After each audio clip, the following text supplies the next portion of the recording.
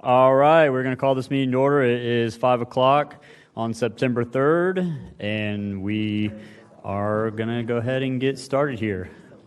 So, if we can, we'll do introductions to the left, and then we'll introduce our pages and make a quick announcement about parking reimbursements, and then we will go into the agenda. Mr. Gay? Mike Gay, District 2, just visiting.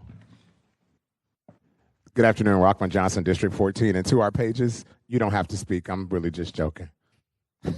That is awesome. We're just giving the pages a hard time, so they have to announce the amendments and all the rest. It was great. Sorry. All right, Rory Diamond, District 13, The Beaches. All right, Joe Carlucci, District 5. Good evening, Raw Areas, District 11. Terrence Freeman at large, Group 1. Randy White, District 12. Dylan Reingold with the Office of General Counsel. Aramis Wells, Planning Department. Susan Kelly, Planning Department. Aaron Abney, Planning Department. Casey Cox, Planning Department. And all right. Oh. Yeah. Councilman Reginald Gaffney, Jr., District. All right. Thank you, Councilman Gaffney. And our pages for tonight, these are the first set of pages that we have here at the LUZ committee. So we've opened it up for any and all other folks that would like to send in applications. So to my right, or to my left, we have Nitin Mali. You can kind of just wave. Yep. You can stand if you want, yeah.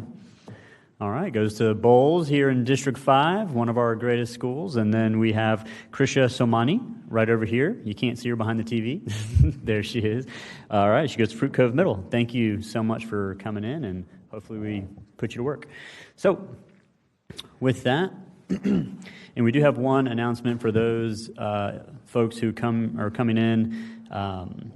If you had to pay $5 for parking outside because there's art walk going on, because it's Wednesday, you can see our legislative services team out in the rotunda or the atrium for a possible reimbursement.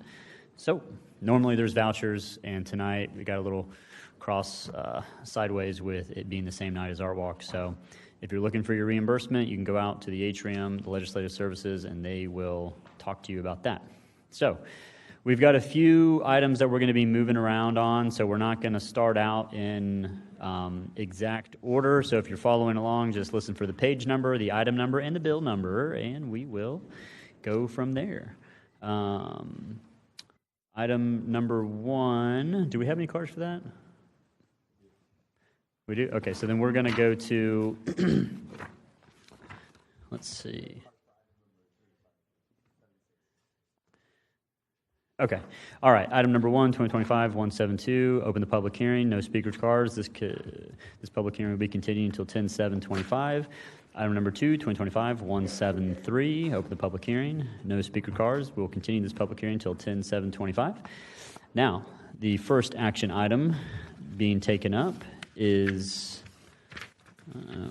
hold on one second. Where are we at, Dylan? There we go. Page 8. Excuse me, page 8, item number 11, 2025-464. Council members, please declare any ex parte communication you have at this time. I think most of us got it out of the way the first meeting, so seeing none, we'll open the public hearing and get staff report. Thank you. So this is ordinance 2025-464 for the property located at 964 St. Clair Street, otherwise known as the Annie R. Morgan Elementary School. So just a reminder, this bill was initiated at the request of Councilmember Clark Murray. So once we received the request from the council member, staff produced the findings and recommendations report. And in our report, that's based on ordinance code section 307.104, we found that it met 4 of the 7 minimum criteria. And so once we forward this to the Historic Preservation Commission on May 28th, after a brief moments of discussion with the audience and some residents, they found that it met 5 of the 7 criteria. So overall, while we do find that it meets the minimum criteria to overcome owner objection, the prevailing issue here is Senate Bill 180. So this is a Florida Senate bill. So Senate Bill 180 has a moratorium, or it basically restricts more burdensome amendments that are deemed more burdensome, and these are land development regulations. So Just based on that analysis, and I can go into more detail if necessary, it is a position of the department that this ordinance should be withdrawn.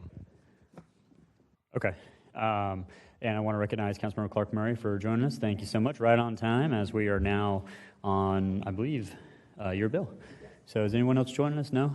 Okay, so with that, we'll go to the speaker cards, and then we will close the public hearing and bring it back to committee. All right, first up, we have past City Council President, Mr. Sam Newby.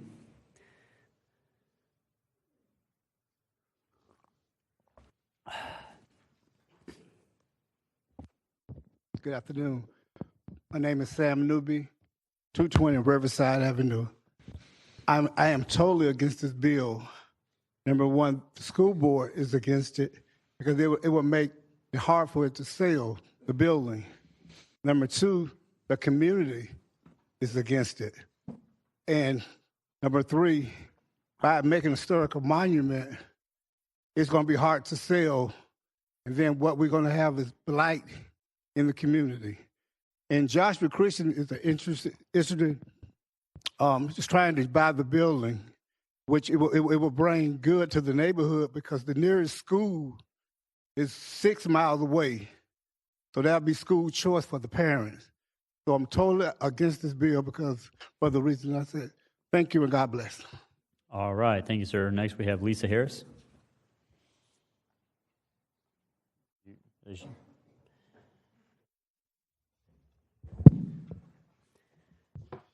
Lisa Harris, 11825 Waxbury Lane, Jacksonville, Florida, 32218. As I've said in all the times that I've attended, I am totally against this bill. As a stakeholder in that community for over 29 years, I work in that community and I worship in that community. And again, from my perspective, a historical landmark is not what that community needs. It needs to be cleaned up. I have here a sample of the blight in one of the schools that's not maybe a mile and a half from Annie R. Morgan, West Jacksonville, 143. I have pictures here, if you'd like to see them, of what that building has looked like for over 5 years. Now they're starting to do some work, but prior to that, that building sat there. It was a place of derelicts. It was a place of drug addicts and all that. We don't want that for Annie R. Morgan, and that is our fear. Yes, we are interested in expanding our services by possibly acquiring that building, but the biggest thing is not to bring more blight to a community that has so much blight. There's more that can be done with that building, and so I oppose this bill. All right, thank you. Next, we have Frederick Pinkney.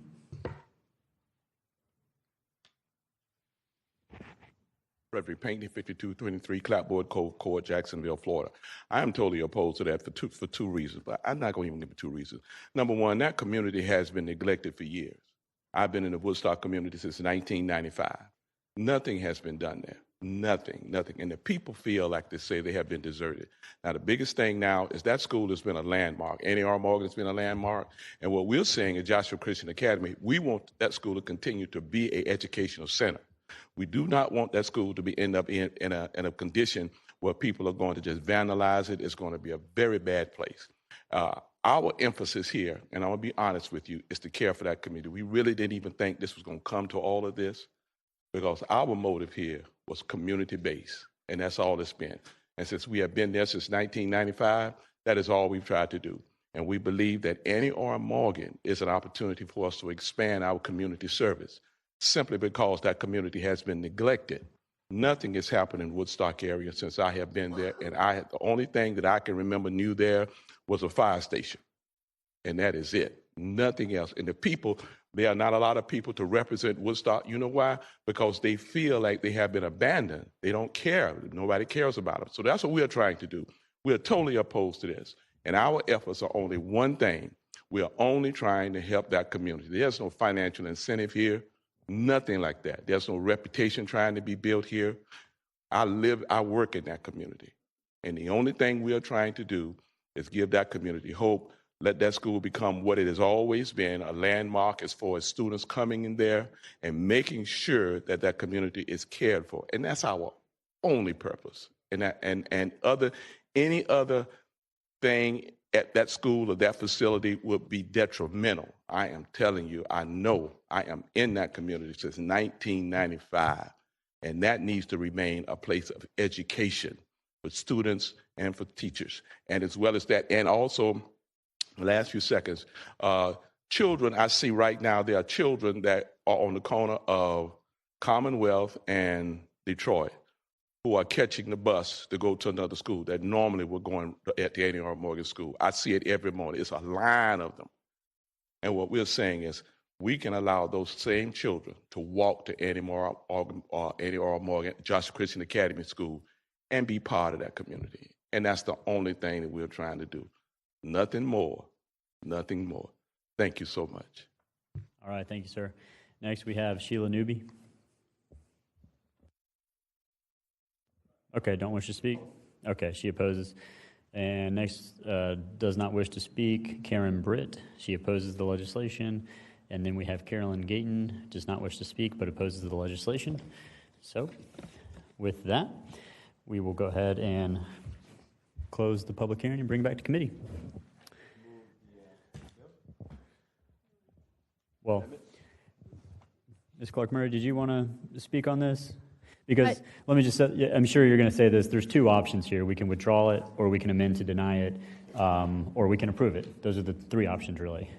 So we just closed the public hearing, so now you're more than free to speak on this bill. Yes, to the chair.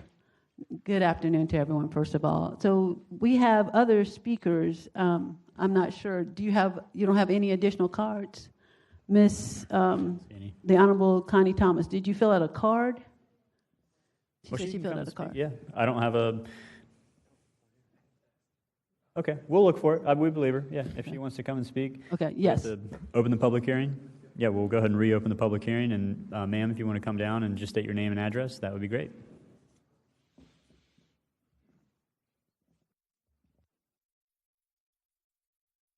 Connie Thomas, 2322 Carnes Drive in the town of Orange Park. I am an alum of NER Morgan, and I'm also former mayor of the town of Orange Park. I was out of town during your last meeting, but I was able to live stream it, so I thank you for that. I understand your concerns to move this item along with that you've heard and many of the parents whose children attend the private school adjacent to NER Morgan. However, I feel we have not heard the concerns of the actual residents who live in the area and have had this landmark their only touch point in the community for over 100 years. The Woodstock Park area is an income-constrained community. Getting to meetings like this is very out of reach for many. The landmark designation gives them some assurances and that only a valuable asset in their community has ever had would remain. The historic landmark status opens grant opportunities for an organization that purchases it in the future. Upgrading an older facility is very expensive. These grants are the lifesaver with matching funds. What people see as more steps with the historic designation can become a saving grace. I am blessed to be an alum of NER Morgan, along with other notables such as astronaut Norman Thurgard, Ron Sellers, NFL Draft, Gary Padgett, FSU football, later assistant attorney in 1972 and ran for governor in 1974. And Senator Jim Horn, former state senator in 1995, who I serve a lot with in Clay County, and the Thrasher Horn is named after him there.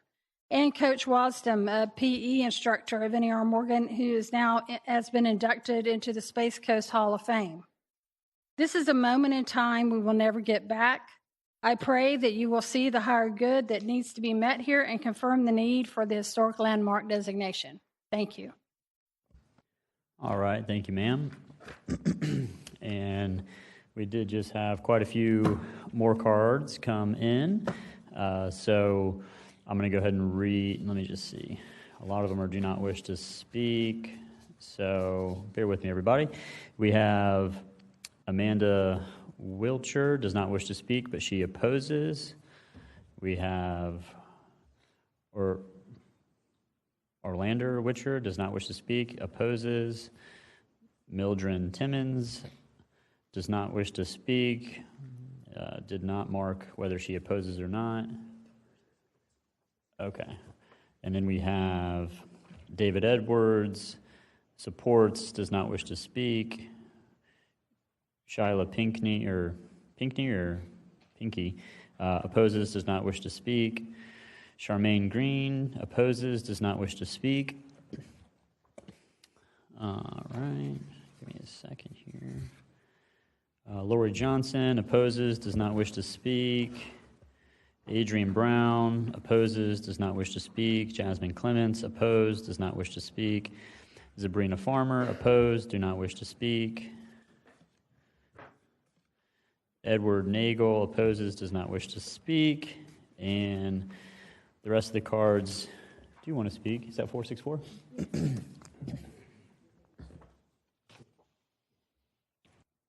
Shirley Austin, opposes, does not wish to speak. So, with that, we'll go into the cards. And if I call your name and you don't wish to speak, or you kind of are just here for opposing it, you can certainly just raise your hand and say, I'm good, I oppose it, don't wish to speak. You can always change your mind. If you do want to come down and speak, come on down and state your name and address. So, or for it. Yep, we do have one or two of those. So Lori Lee. Okay, come on. Yep. Name and address, please. Good evening, Lori Lee, 2726 Parkhurst Lane. First of all, thank you for your time. I would like to say this again. I strongly oppose turning NER Morgan into a historic landmark. And one of the reasons that I really am adamant about that at this point is because I have lived on the north side and I have worked in the Woodstock community for a very long time. And what I have seen on that side of town is when we close schools in that area, the schools usually become dilapidated and they make the whole neighborhood look bad. For instance, I took pictures of the school over on Edgewood Avenue, the old Lake Forest community. And if you would love to see them, you are welcome to it. The windows at that school have been busted out. All the AC units have been ripped out. You can see clean through the school. It has not been upkept. There's trash all over the school. And if we allow NER Morgan to become a historic landmark, that is probably what's going to happen to that same school right next to a school that is educating hundreds of children every day and throughout the summer. So again, the pictures are here. The proof is here. I strongly oppose turning NER Morgan into a historic landmark. Thank you. All right. Thank you, ma'am. Next, we have Vangie McKnight. You're here? You wish to speak or no? Nope. All right. You oppose. And next, we have, man, I cannot see, Laura, I don't know, last name is Johnson on Carriage Horse Court. I guess Miss Johnson on Carriage Horse Court. Are you here? All right, well, if that, oh, you're here. All right. Nope, don't wish to speak. Oppose? Okay. Susan Anderson, you're here. Okay, you oppose? Okay, don't wish to speak. Darren W. Beauford, are you here? Yes, all right. Don't wish to speak, but you oppose. Dorothea Rutledge? Okay, opposed, does not wish to speak. Spencer Rutledge? Opposed, does not wish to speak. Connie Thomas? Oh, there's your card. And Terrence Adams Sr.? Okay. Okay, opposed, does not wish to speak. Any other cards, Miss Jessica? Okay. All right. Mr. School Board Member Blunt, are you here? Come on down if you want to speak.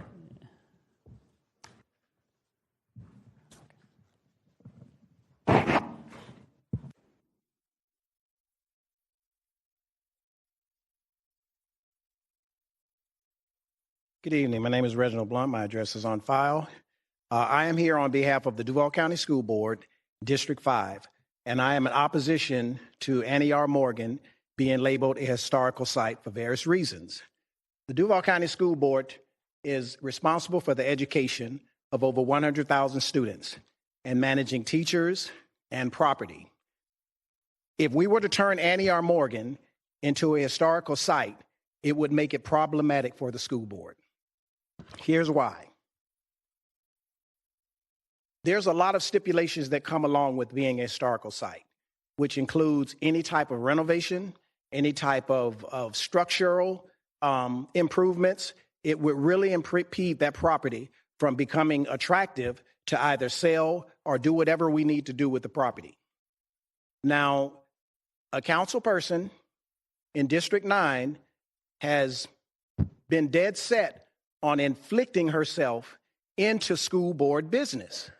The property is of the school board and the taxpayers, and we are responsible in ensuring that this property is either maintained or sold on behalf of the public. And I oppose this resolution to have the school board's Annie R. Morgan property named as a historical document because of the implications of it being put in a situation to where it would be hard for us to manage. I have talked to the superintendent, and he is also in opposition. And again, I only speak for the school board, District 5. Thank you. All right, thank you, sir. Next, we have Anthony Laidler. You're here? Okay. You opposed, does not wish to speak. And then we have Annie Laidler. You're here, and you oppose and do not wish to speak. All righty. With that, we have no other speaker cards, so let's go ahead and close the public hearing and bring it back to committee. Oh, wait, Councilmember Johnson's on the queue, so if he can hear us, we're going to come to him, and then we have Councilman Gaffney Jr. So before we, Mr. Reingold, should we move the bill, or should we wait and kind of get a consensus first of what direction we're going to be moving before we make one or the other? My thought process is you heard from the planning department staff report. The recommendation at the end of the day was a withdrawal. I think the proper posture is either to move to amend, to deny, or withdraw. And so either of those motions might be appropriate motions to kick off the conversation. Okay. Awesome. All right. So Councilman Johnson's not here. So let's go to Councilman Gaffney. You're recognized. Yes, thank you, through the chair. I guess I would like to hear from the councilwoman. What's the importance of making this school a historical school? I need to get some clarity, some background before we vote. Oh, through the chair, I'm sorry. Yeah, no, you're fine. And Stephen, before we get started, let's just put every council member, committee, non-committee, 3 minutes. Start the clock, make it ding, because as you can see, the audience, we got a lot of participation tonight. So go ahead. Thank you. Go ahead, Councilmember Clark-Murray, you're recognized. All right. Thank you, Chair. Through the chair to Councilmember Gaffney. So I, as a native of Jacksonville, I have seen what happens to schools in Duval County when they close. And I give Norwood as an example, Norwood Avenue. Right now, it is blighted. And at that time, I think it was gifted to perhaps a church or some entity. And I'm not necessarily trying to throw shade on this particular church. I'm just telling you what I know in regards to the facts. And Brentwood, which sat there for years until they decided to turn it into a library. So I did not want to see that happen to Annie R. Morgan. Not only am I a council member, it's in my district, I am also a member of that community. I live about 75 yards from the school.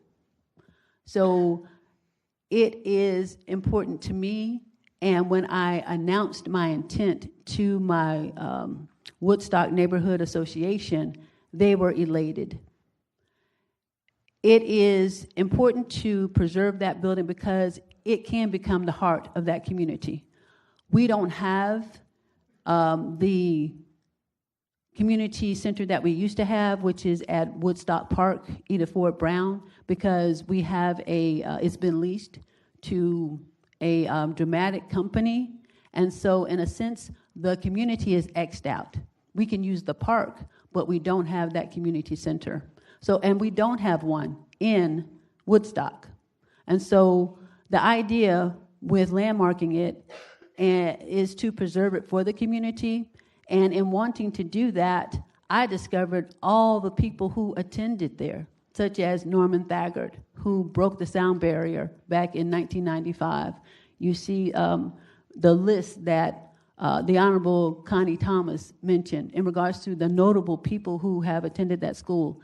Not only the people who attended, but the building itself. Henley Clutho and some other well-known designers in Duval County had a hand in constructing that building. And so Woodstock does not have a place to convene. It does not have, in a sense, a tangible heart. And my goal is to make that building a tangible heart. And I do understand that Joshua is next door, at Joshua Christian Academy. And I know that they've been there, but so have I been there. And I have not always been the council member, as you know. And so for some of the things that are said in regards to that community, I am caring for that community now. Detroit Street has been repaved. There are several other aspects in the community, and I'm talking about one that's closest to that. So I'll yield my time right now in regards to his question. All right. But I do have more. Thank you, ma'am. Thank you through the chair, and I appreciate that. So I think I got a better understanding. So the councilwoman that's over this district, she want to make this historic to preserve that school for the community. Then you have a church that sits next to it that want to potentially purchase this school for, I guess, to make it a school, I assume. I'm assuming you said you met with the community, and the community was elated. They was happy to hear that. We do have a lot of members here tonight that's opposed, even though I noticed most of the constituents tonight doesn't stay in that district. I did notice that. They doesn't stay in that district. And I know I can't take my stance now. I won't. But I'm trying to figure out how can we make somewhere meet in the middle. I don't know if it could be some type of partnership between the community, the school board, and the city. I did hear school board member Blunt that the school board owned this district. I mean the school. So I'm not even sure if we did make it historic. How would the city? This is my last question, Chairman. How would the city, I guess, through the chair, get the school if it's owned by the school board? We make it historic. How does it become the city property through the chair? I don't think it does, but Aramis, do you want to answer that question, or someone from planning? It's just a designation. Yeah, through the chair to the council member. Yeah, as the chair said, this is a question of a landmarking and a designation, not an ownership issue. Obviously, if the city were interested in obtaining the property, the city would have to work with the school board to do some sort of transaction that the city obtained the property. Right, and I'm in the queue. Thank you. And through the chair to Councilmember Gaffney. Real quick. So the landmark designation does not bar Joshua Christian Academy from purchasing the building. They still have that opportunity. What it does do is requires them to adhere to certain codes and standards in regards to whatever they decide to do with the property. And I want to address just what was said earlier in regards to the building itself. They compared this building to West Jacks. West Jacks was a building that was closed for several years, worked with Warren Jones, the Duval County School Board at that time, to secure it for the city and for the Robinson's Addition community. So right now, it's not looking the best because it's being renovated. It is in and you can see it, and the signs are prominent in regards to it being renovated right now for that community. $2 million, city dollars were invested in it, and we're turning it into a larger community center for that community because they don't have one. The one that they have is in disrepair. And it's going to be a center not only for the seniors, which is what they want, it's going to be a center for the young people in that community so that I can eliminate a crime that's been happening, which is arson. Thank you, Chair. And I'll take other questions.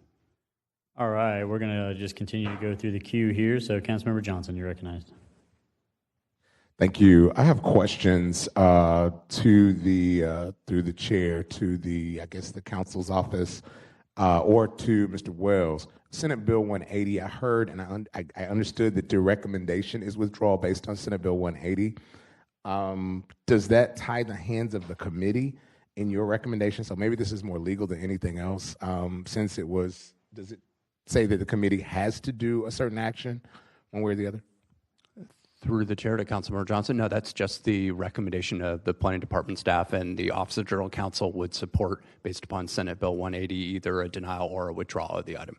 So if we did pass it as this committee and the council did pass it, does that mean it could come back and say that this is still invalid and we'd have to come back and redo our actions because it did not comply with state law? The risk, through the chair to Councilmember Johnson, the risk that the city would take is that the city potentially could face litigation and potentially attorney's fees and costs in litigation that involved a more burdensome or more restrictive land development regulation, comp plan amendment, or development review process that was placed on a property in opposition to Senate Bill 180. Thank you for that. I heard a lot of the comments that came up.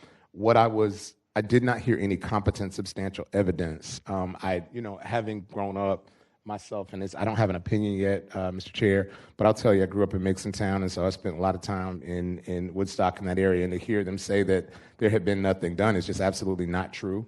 And so when you are hearing people come up who are just saying things that are totally untrue, it makes me dig a little deeper. And in my research in this building, which is, there was a report that was issued by the Daily Record through the Historical Society early this year in May, and it listed a list of the most endangered historic sites around the city. And because of Henry Clutho, and as was mentioned earlier by Councilwoman Clark Murray, and the architecture of this building, this is one of those endangered buildings that adds to the character of our city. So while I haven't made a decision, I think that we have to, and I admonish anyone who's bringing this information forward, that we must have competent, substantial evidence, not a passionate way of saying on this committee, because of it being quasi-judicial, we must have evidence as to why this should or should not be an action taken. And I just don't know that we've heard that yet. So I'm certainly looking forward to get more information. Thank you. All right, thank you. Next, we have Councilmember Diamond. You're recognized. I'm not particularly interested in getting into all the back and forth with the neighborhood. To me, it's just really practical. So I'm going to make a motion to move to amend to deny. And if I can get a second, I'll explain it. So Okay, with we a have a motion second. and a second on the motion to amend to deny. So this is what happens. You've got a school, just like any other school. Duval County School District owns it. And then they decide they don't need it. And so it becomes surplus. And then state law requires us to surplus it first to charter schools. And it'll go out and be sold. And it's obvious, we have the folks here who are going to make a bid to buy it. And if they do, then the school is preserved. You've got owners who are going to own the building and have kids in there, which is what schools are for. That's a win. If they don't buy it and it's surplus and no other charter school or other school operator buys it, then we could come back and do this designation then. And then preserve the school. Like, practically speaking, that's the easiest way to make sure that the school is preserved, but that we do the number one thing that state law requires us, is to make sure that kids are in there. So that's why I'm making the motion. I trust the school board rep. I've been accused on this council of trying to be a super school board on the Jacksonville City Council. I don't think we should get into their business, but I don't want to get too far down that road. Just to me, this is really practical. Let a charter school try to buy it first. If that doesn't happen, come back here, and if we need designations to preserve the building, we can do it. All right, so we are now on the bill as amended to deny with a motion and a second. So, Council, what's that? I think there was just an amendment and second. I don't think we got to the vote on that, did we? No, we're not voting on it. I'm just saying that's the motion we're on right now. So, council members, that's what your discussion should be maybe targeted towards. So, Councilmember Arias recognized. No, nothing. That's just Okay. Councilmember Johnson, are you still in the queue? And then we'll go to Ms. Clark Murray. I am. This is on the amendment not on the bill itself. I want to understand, I have to push back with this amendment sponsor language. The reason that it comes to this legislative body, and I hate to have to say this, but I want you to understand the reason that it comes to this legislative body is because we have a different responsibility than the other legislative body, which allows us to look at things from a macro level as opposed to the micro level, which is what the other body does. I do believe that that's why someone with the talent of Mr. Wells and other people who understand the historic significance of these kind of things are here.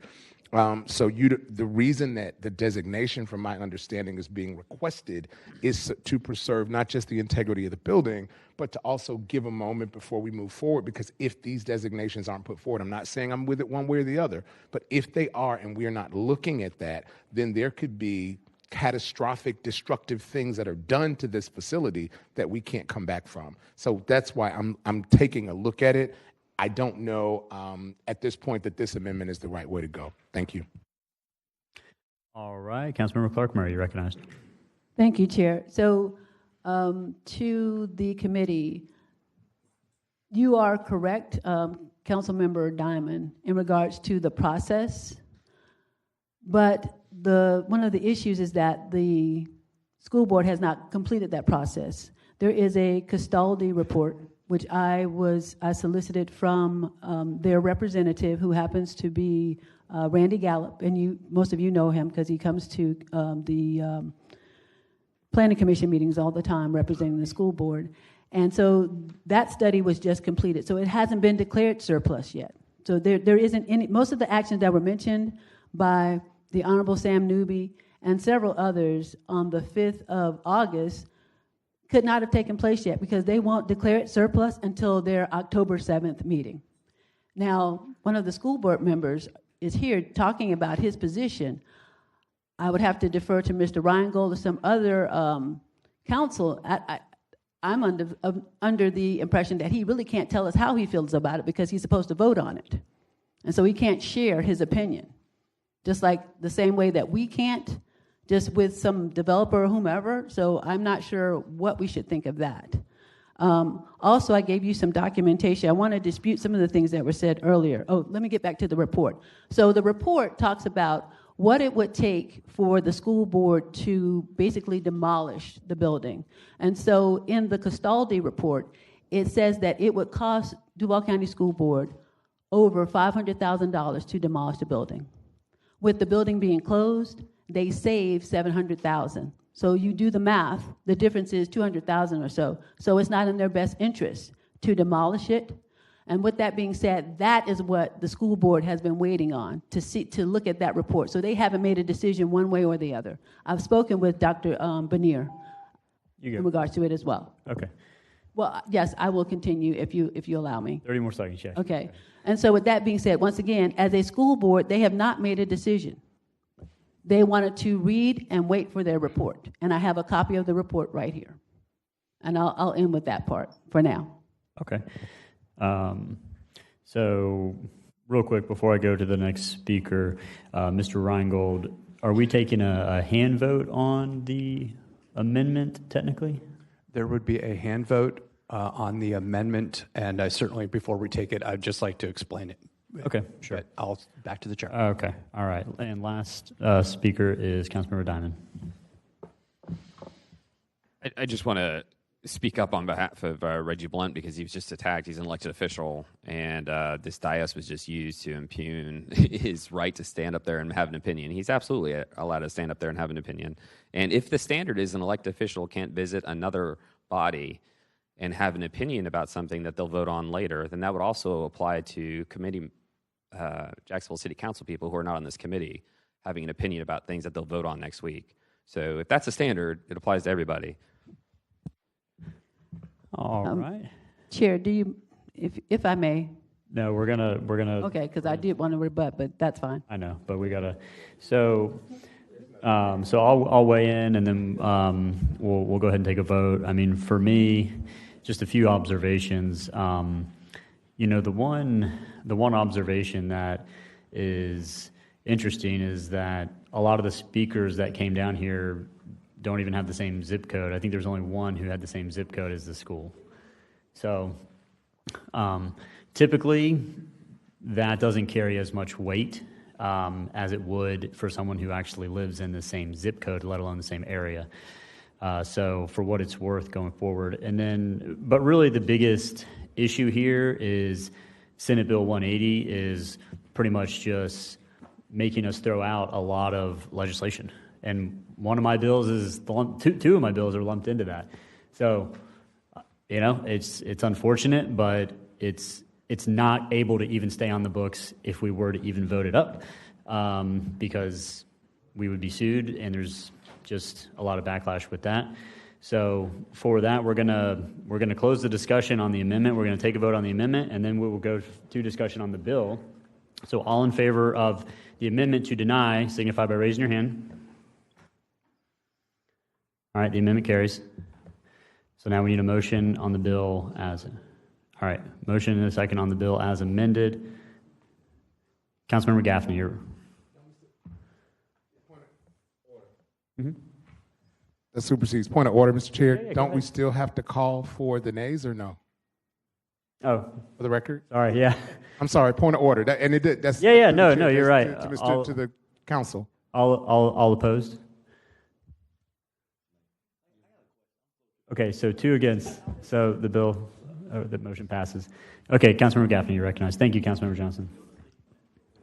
So what we did a few minutes ago and through the chair, we just voted to deny this bill, correct? No, we voted to put it in the posture to deny. The bill. So we haven't voted on the bill to deny it yet. We have to amend, because everything's in a positive passing posture as approve. Okay. So we amended to deny.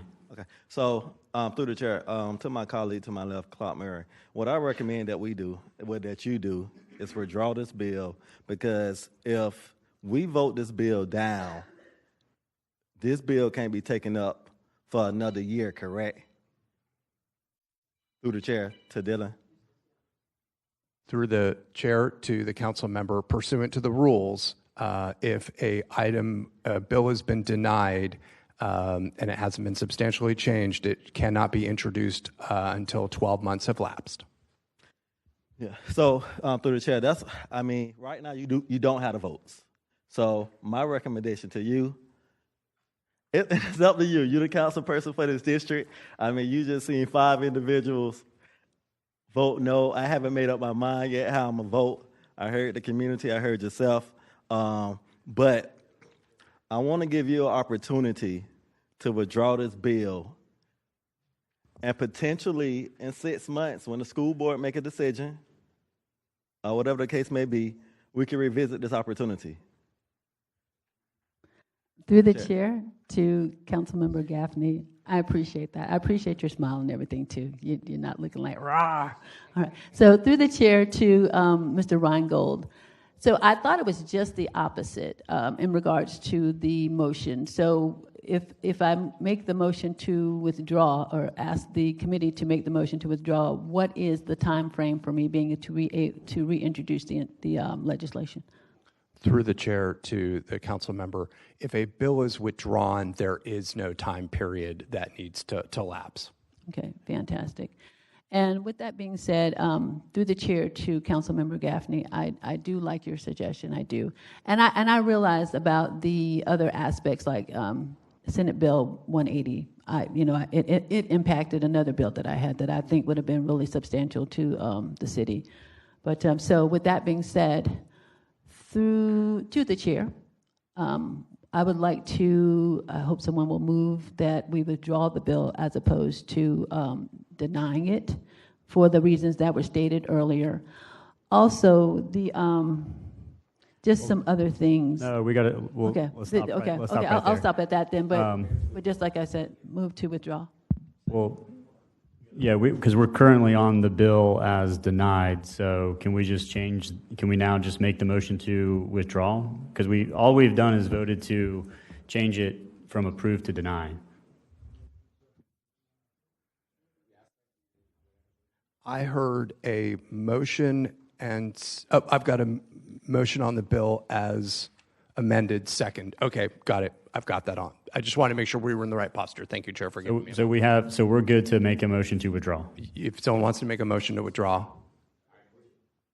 Okay, so yeah, we had a motion, and Councilmember Gaffney gave a second to withdraw. Okay, go ahead, Councilmember Freeman. Thank you, Mr. Chair. Through the chair to Mr. Reingold, we had a current vote in the middle of a process where we have 1, 2, 3, 4, 5 yeas, 1 nay. He said he hadn't voted when he spoke. Well, I think he was referring to not voting on the bill. He hasn't voted on the bill. Oh, so he voted on the amendment. I missed that part. Sorry. Yeah, that's what. Yeah, when you were saying that. Yeah, I think Councilmember Gaffney voted a nay on the amendment to deny, and he said he hadn't voted yet on the actual bill to support. So, anyways, let's go ahead and take a vote on the withdrawal. Is anyone else want to speak on this? I think we've exhausted it. Yeah. Councilman or Mr. Reingold, go ahead. Do I hear a motion to withdraw the motion to move the bill as amended? That way it would just clear the dais. I'm not hearing that. Okay, I just want to make sure. Okay, go ahead, Councilmember Johnson. Through the chair, Mr. Reingold, I made a motion to amend to withdraw based on the statements of Councilmember Clark Murray. When I did, it was seconded by Councilmember Gaffney. So we are in the process, from my understanding, based on what I do have a question, one simple question, but as a part of this point of information, where we should be at this point is us, once the chair calls for it, us voting to amend to withdraw. Because the chair then asked you about the initial amendment to amend to deny. Through the chair to Councilmember Johnson. The motion's a little bit, in my mind, awkward in that usually we move to withdraw, which is an item that's on the ballot. Now, what I heard is a motion to amend to withdraw, which I guess is an amendment to the motion itself, which would... Look, guys, we just want to withdraw the bill. Yeah. How do we do that? There's no amendment, just move to withdraw. Okay, that's what we did. We're moved to withdraw. Can I ask a question? All in favor? No. All in favor, raise your hand to withdraw. Open the ballot. Record your votes. For withdrawal. Yeah, there was a second.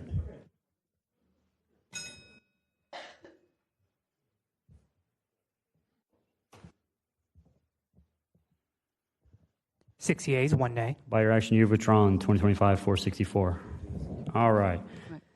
Through the chair. Can someone clear the queue? Thank you so much. I appreciate it. Yeah, I know about being convoluted, but I appreciate it. And I'm going to say this to our President Carrico. If there's anyone who's interested in getting off LUZ, I would love to be on LUZ. Oh, I would. It thrills me to learn about land use and zoning.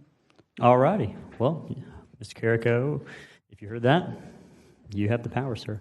All right, we are moving on to item number 28, which is on page 14. Oh, and everyone, hold on. Before you leave, quick announcement, because a lot of y'all came in late. If you had to pay $5 for parking, you can go right out here to Legislative Services and seek a reimbursement. All right? There's a little table out there, even though it's just $5, right? Yeah, I bet. All right. A little tax cut joke. Anyways, we're going on to item number 28, 2025-515. Council members, please declare any ex parte communication you have at this time. All right, seeing none, I think we got all that out last maybe time or at the council meeting. So with that, we're going to open the public hearing and get a staff report. Thank you, Mr. Chair. This is conventional rezoning 2025-515, which seeks to rezone approximately 4.99 acres from residential rural acre to residential low density 60. The applicant recently went through rezoning to a PUD under 2024-980 to allow for mobile home development of lots 50 feet in width, which was ultimately denied by City Council in March of this year. The applicant is back to seek a conventional rezoning to RLD 60 in order to match the zoning designation of the neighborhood to the north. The request to rezone the property is to allow the property owner to build single-family dwellings, which would require a minimum of 60 feet in width and 6,000 square feet in area, and 48 feet of frontage along approved public or private right-of-way. This proposed conventional rezoning would be extending the existing RLD 60 zoning district found to the north and permit development that is consistent with the RLD 60 district. Staff has reviewed the request and finds the proposed rezoning is consistent with the 2045 comprehensive plan with the existing land use category of low density residential, which allows for a maximum density of 7 units per acre when the property is connected to both city water and city sewer. In order to maximize the development potential of the site, the property would be required to develop either a private or public right-of-way, meeting the city standards so that each further lot meets the road frontage requirements of the code. We find the requested rezoning to RLD 60 will be compatible with the surrounding area and forward recommendation of approval. This application was heard at the August 21st Planning Commission. There were several speakers in opposition, noting that while the neighborhood to the north of the subject property is zoned RLD 60, the existing lots are much larger than the minimum standard for this district. They expressed concerns that approval of the rezoning request to RLD 60 would allow for creation of lots inconsistent with the established character of the neighborhood.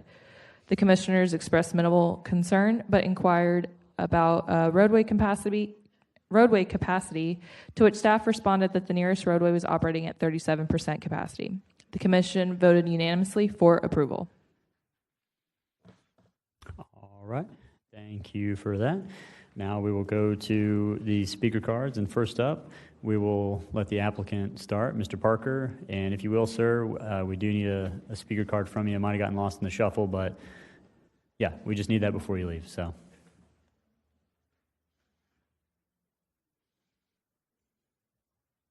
Good afternoon. My name is Jacob Parker. I live at 6211 Pernicia Street. Back in November, I submitted an application to change my zoning to PUD.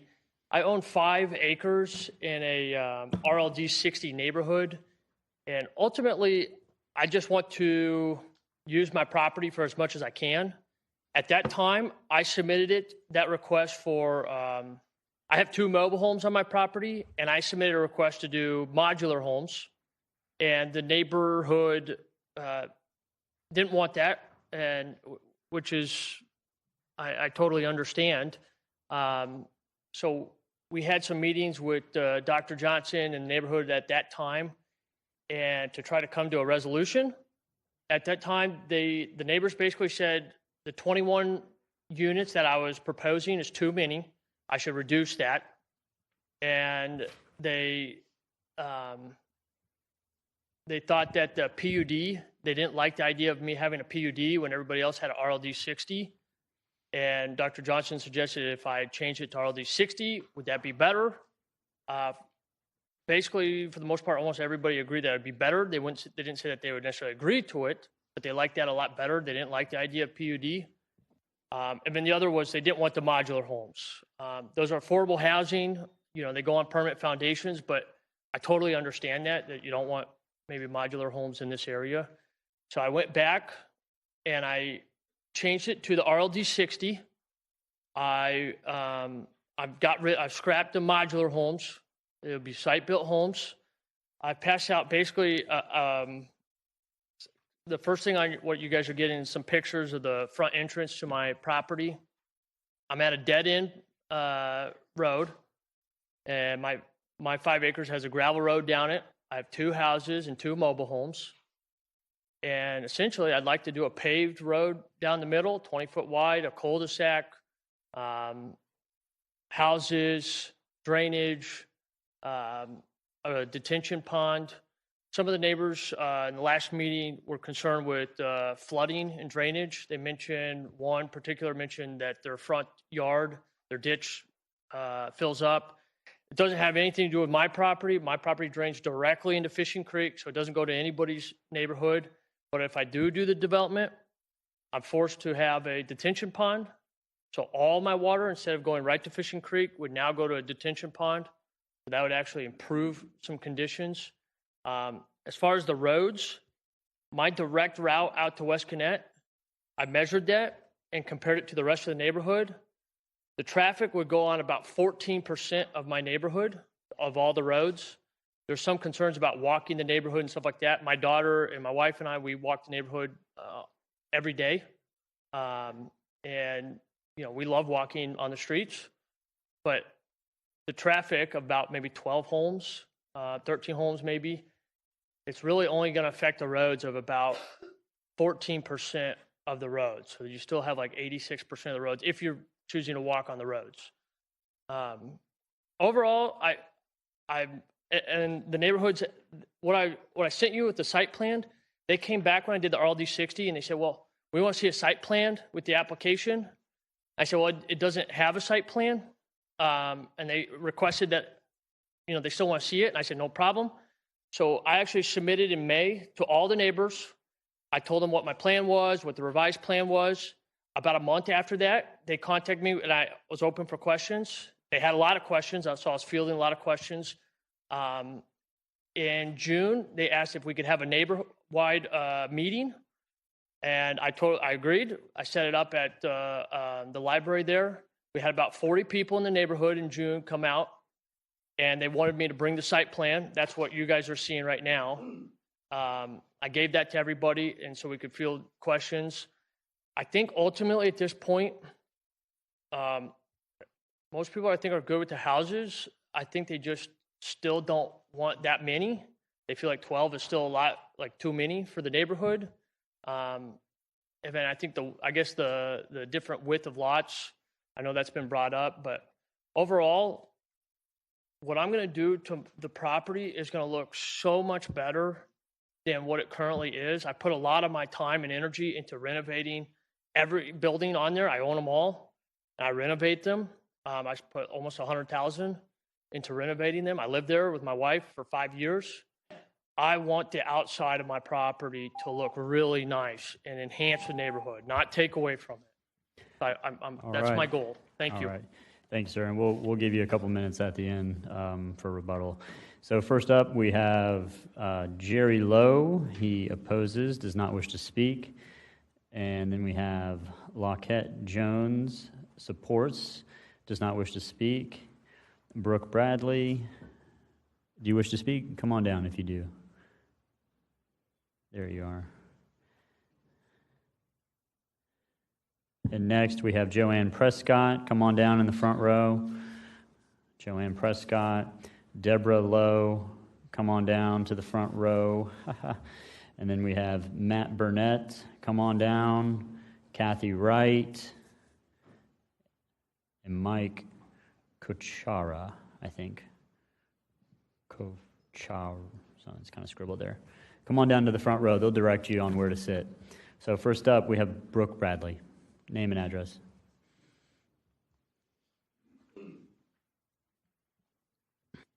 Hi.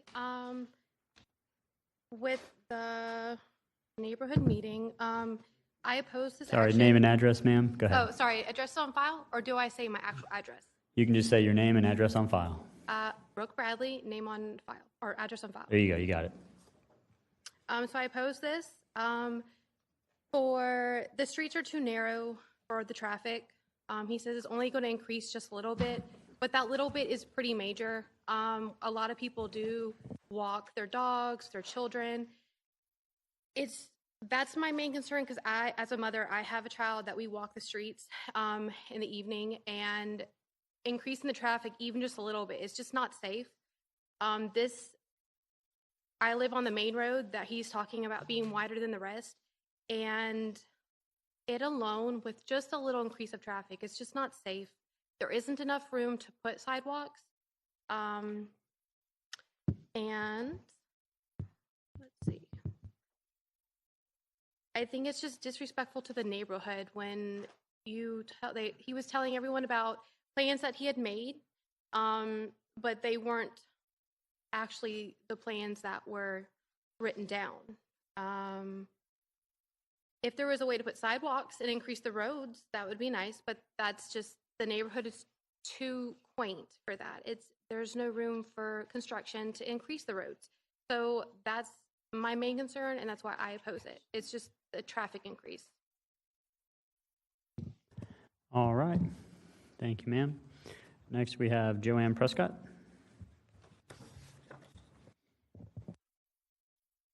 Good evening. My name is Joanne Prescott. My address is on file. I am opposed to the rezoning attempt on Pernicia Drive. And here are the reasons why. Mr. Parker did a traffic study, and while he says 14%, he should be clear that he also said it would be 100 cars a day increase on our 4 blocks. So the road that he's currently working on has 8 houses on it. My street has 4 houses on it. Currently, I maybe have 6 cars a day come down the road. So we're worried about safety issues. Our roads are narrow with deep ditches on each side. There's nowhere to build sidewalks. So therefore, it's a safety issue. My grandkids are able to ride all 6 blocks safely without me following them. And I know they get back safe every time, rarely seeing a car. We have severe flooding issues in our neighborhood. I had one house built next to me 4 years ago, and because of new building codes, he had to build up. My house floods every time it rains. We have poor drainage in our neighborhood. We have ditches that run in front and behind all our homes, and most of them do run into Fishing Pen Creek. A new townhome development currently being built behind Mr. Parker's property will feed into our retention pond, predicted to raise the pond by an additional 2 feet every time it rains. Building back the west side, there's already enough housing options in the area. 42 townhomes on West Connect, 40 townhomes being built behind Mr. Parker's property, 270 apartments on Blanding Boulevard, and a failed development at Seaboard and 110th are all within 1/8 of a mile of our neighborhood. Mr. Parker has a 5-year vision: build a house and then sell it and build another. I fear he could get bored with the long, slow process, eventually renting the home to build another. Mr. Parker has also stated he has zero intention of staying in our community. He feels the schools and the area are failing. How his vision helps our community cannot be seen. If you force the longtime residents out, sometimes pride of ownership goes with them. Please vote no on this attempting rezoning and help keep our neighborhood intact. Thank you very much. All right, thank you. Next, we have Deborah Lowe. State your name and address when you begin to speak.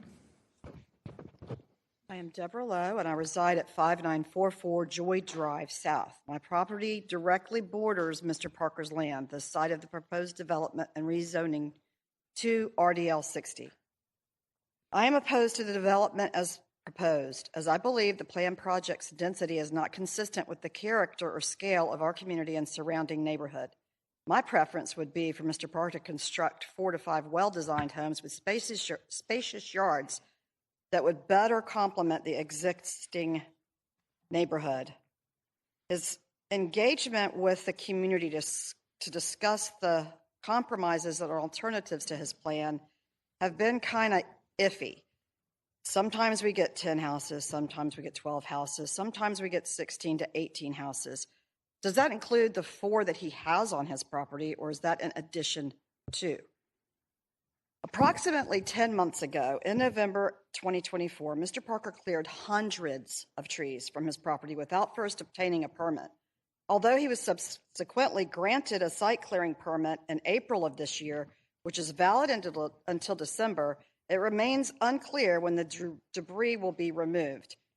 The property now contains 10 to 12 feet of dead trees stacked along the perimeter of his 4.86 parcel. These remain highly visible even after I installed an 8-foot privacy fence. The situation has caused me alarm both due to the potential fire risk from lightning strikes and the possibility of these trees becoming projectiles during hurricane season. I have contacted the city on multiple occasions regarding these safety issues. Mr. Parker's delay in addressing the hazards and his lack of timely responsiveness raise additional concerns about his ability to responsibly manage future development on the property. At present, Mr. Parker's property management does not align with the standards or expectations of our neighborhood, and the proposed development poses significant concerns for the community. Thank you. All right, thank you. Next, we have Matt Burnett.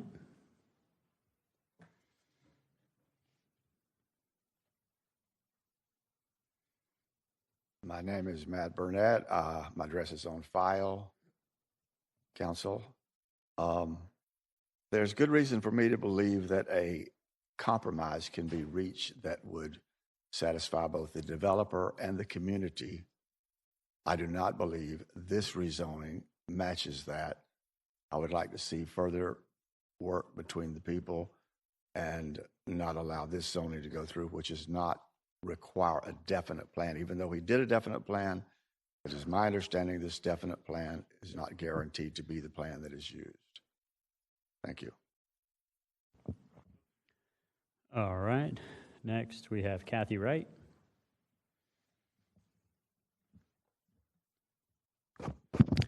My name is Kathy Wright, and my address is on file. Our neighborhood has been beset with drainage problems, and Mr. Parker stated earlier that these drainage problems don't have anything to do with his property. Well, I live 1/10 of a mile from his property, and I am the one that has the ditch full of water. I did not have that ditch full of water until a new house was built next to me. The ditch was fine. They come in, they build up the property of the new house. The ditch is full. We all complained to the city about the drainage problems. The city's already come out there and dug out ditches around that we've complained about. Now I have a bigger pond in front of my house. And I gave you pictures the last time I was here, and those pictures are the same today as they were then, just that I probably have more tadpoles and frogs going on in I call it the retention pond that shouldn't be there. The safety issue that he talks about. We do not have sidewalks in our neighborhood, and it hasn't been a problem when you don't have much traffic. But lots of us walk on the streets almost every day. Our streets are 21 feet wide. I measured them myself, and that can be a problem with pedestrian traffic, and the fact that many vehicles today are very large. 6210 Pernicia has one way in and one way out. I'm predicting that the people coming from West Gannett Boulevard will take the shortest route to get to Pernicia. That means they're going to take Shed Street to access their homes. That's the shortest distance. They're going to turn right on Joy Drive.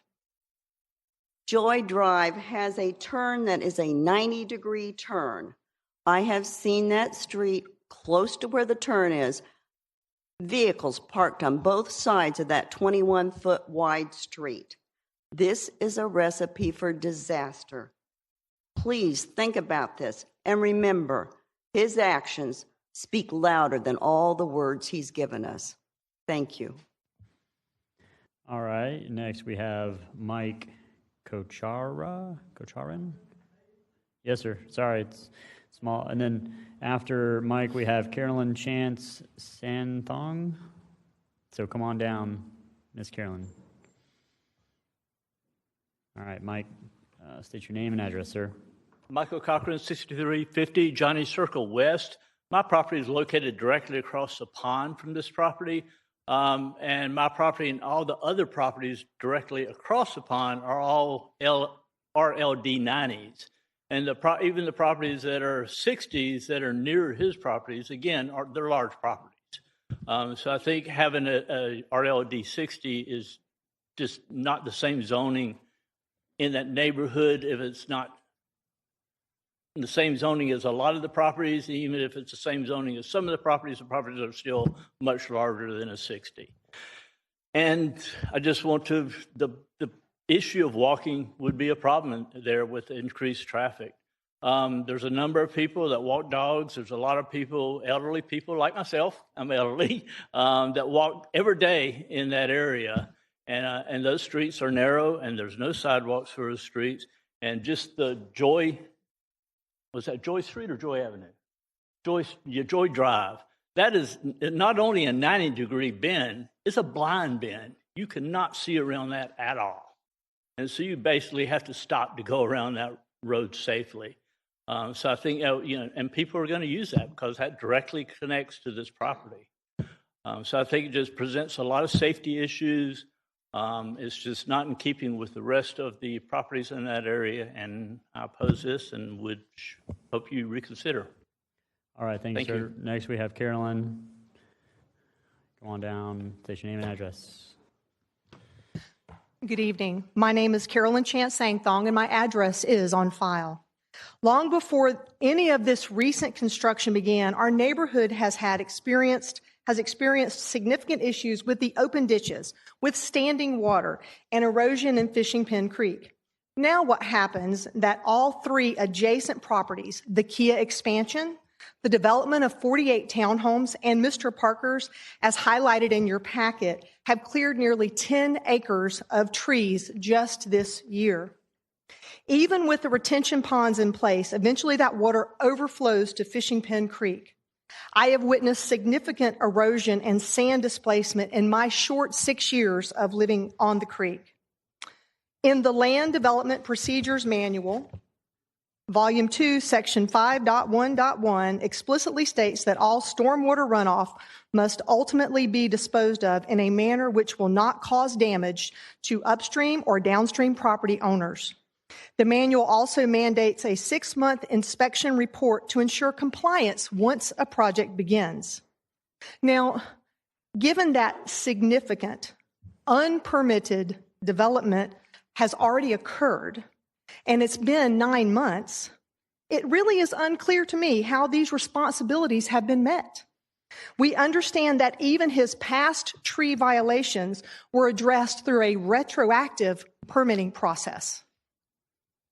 Now we are facing a second attempt to rezone this property. While the debris is stacked so high, one neighbor has built a fence to help hide the visual blight.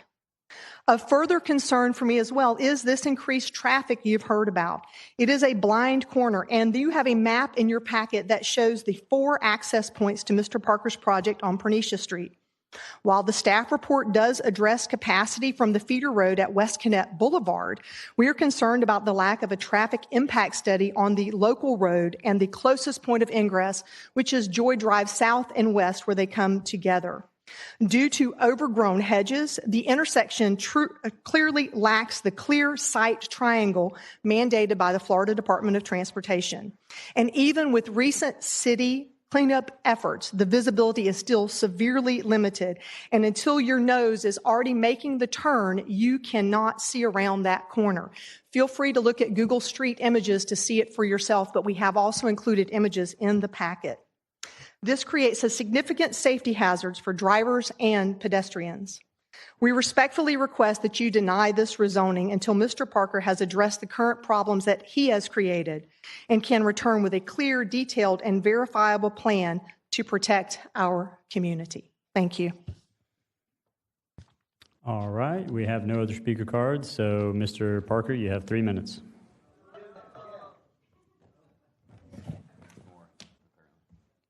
All right, well, we need to find some more. 515.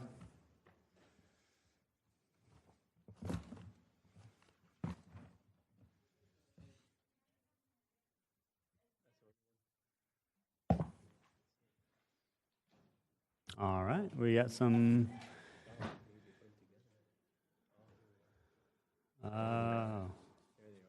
Okay.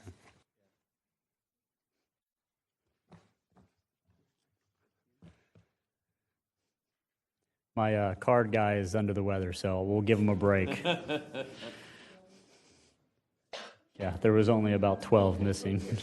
I really am under the weather. Yeah, he apologizes on behalf of himself, not me. I didn't make a mistake. All right. So let's see here. Oh, man, okay. I thought we were landing the plane. Nope, we just came out of the clouds. All right, cool. So, got full of analogies tonight. All right, we have M. Jaruka? That works. You don't wish to speak? Raise your hand.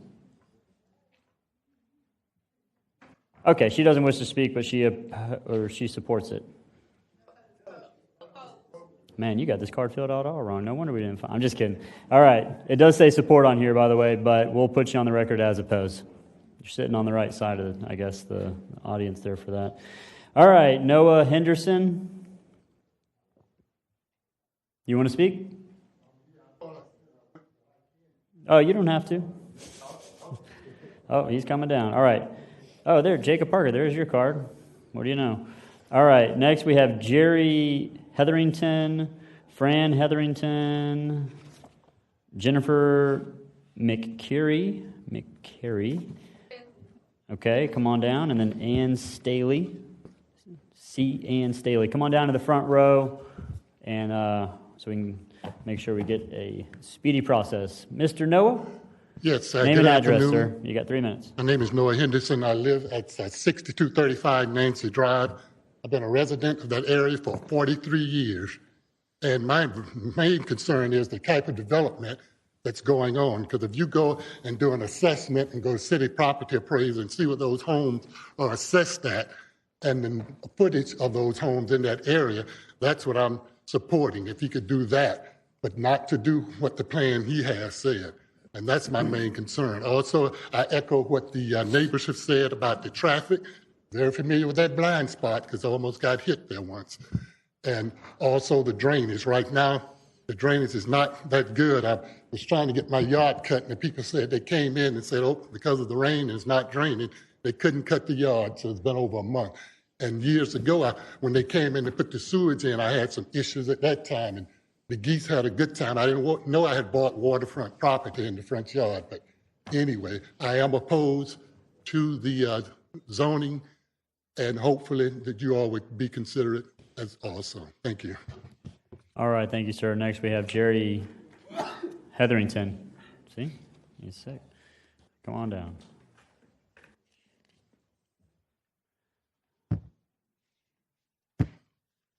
I'm Jerry Hetherington. My address is on file. I need to mention in the strongest possible terms that the neighborhood is very much opposed to this action. We have roughly 120 homes in our neighborhood. We have submitted to you petitions containing, I think, over 90 names of the residents who are opposed to this. Our concerns are not hypothetical. They're documented facts that directly threaten the health and safety of our community. Nothing in this proposal is in keeping with the overall tenor of the neighborhood. The majority of our homes have frontage over 100 feet. This RLD 60 limitation, it's wrong. It's just so out of character. I ask you to please consider the existing residents and their opinions. Thank you. All right, thank you, sir. Fran Hetherington.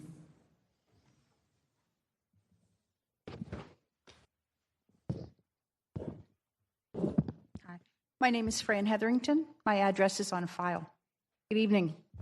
We're here today to provide substantial, competent evidence that this project should be denied. Our community has compiled and submitted documentation, public records, photographs that demonstrate a clear pattern of problematic judgment and disregard for regulations by the development. This has caused harm to our neighborhood, and you all have these booklets there to look at while we're talking.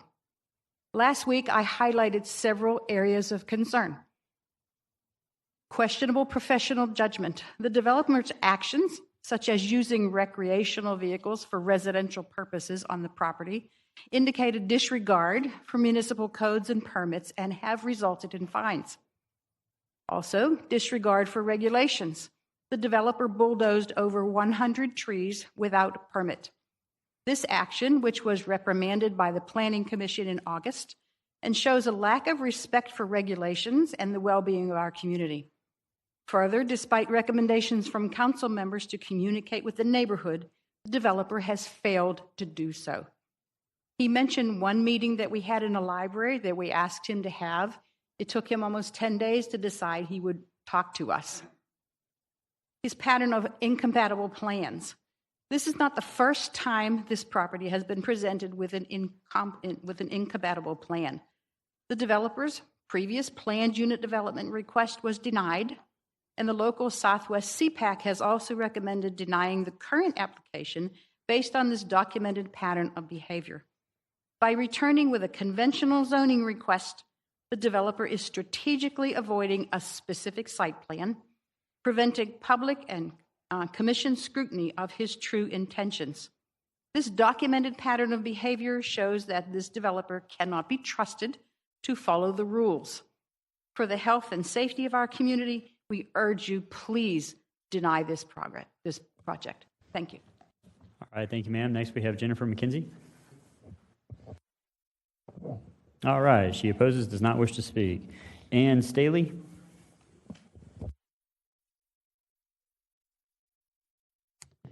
My name is Ann Staley. My address is on file. I understand that this rezoning request is to go to RLD 60, the same as what is the rest of the neighborhood. That's really nice on paper, but that's not what you see in the community. This is a quiet, well-established older neighborhood, a multi-generational neighborhood. Homes built in the 1960s, families, us, still living there. Composed of permanent structures built on large lots. The median lot is 100 feet with an average lot size of 14.5 thousand square feet. The introduction of 12 plus homes on smaller 6-foot floodlights would adversely change the character of the neighborhood. The addition of any housing other than that keeping within what is already established will impact property value and neighborhood integrity negatively. Currently, his plan is for one access into and out of the proposed development from Pernicia Street. Additional traffic on Pernicia, a 2-lane neighborhood road with no sidewalks, and the surrounding streets is not in the best interest. There is one road in the area that has already been talked about, a 90-degree blind curve, which is already dangerous. And with this more additional traffic will become even more dangerous. There are stop signs at the end of Pernicia that are ignored by most. With the additional 100 plus cars, it can only get worse. The quality of life in neighbors and the safety of those who walk, run, and cycle with their children every single day will be adversely affected by the increased traffic. In Mr. Parker's 5-year plan, the current 2-lane neighborhood roads will not take long-term construction loads. The heavy equipment and other heavy loads that will be needed to deliver and provide an increased risk to the neighborhood and the roads. The road will most probably need to be repaved after construction is finished, an extra expense. Neighbors will not be able to enjoy their physical activities without worrying about their safety. Change is inevitable. We understand that. Rezoning that does not protect the quality of life of the neighbors nor works with maintaining the character of the neighborhood, and does not provide for the safety of those who live there, should not be approved. Whether you vote yes or no in this rezoning request, when you leave here, you are done. We are the ones, the neighbors and the neighborhood, that live with your decision.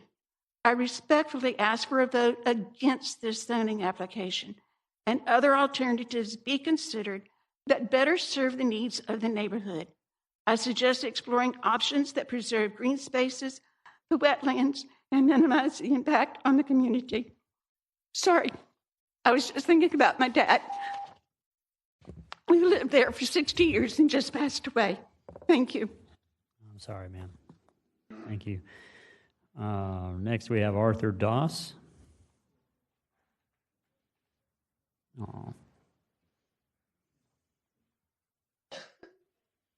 And after Arthur Doss, we have Elizabeth Reyes, and then another speaker that does not wish to speak. Go ahead, sir. Good afternoon, City Council.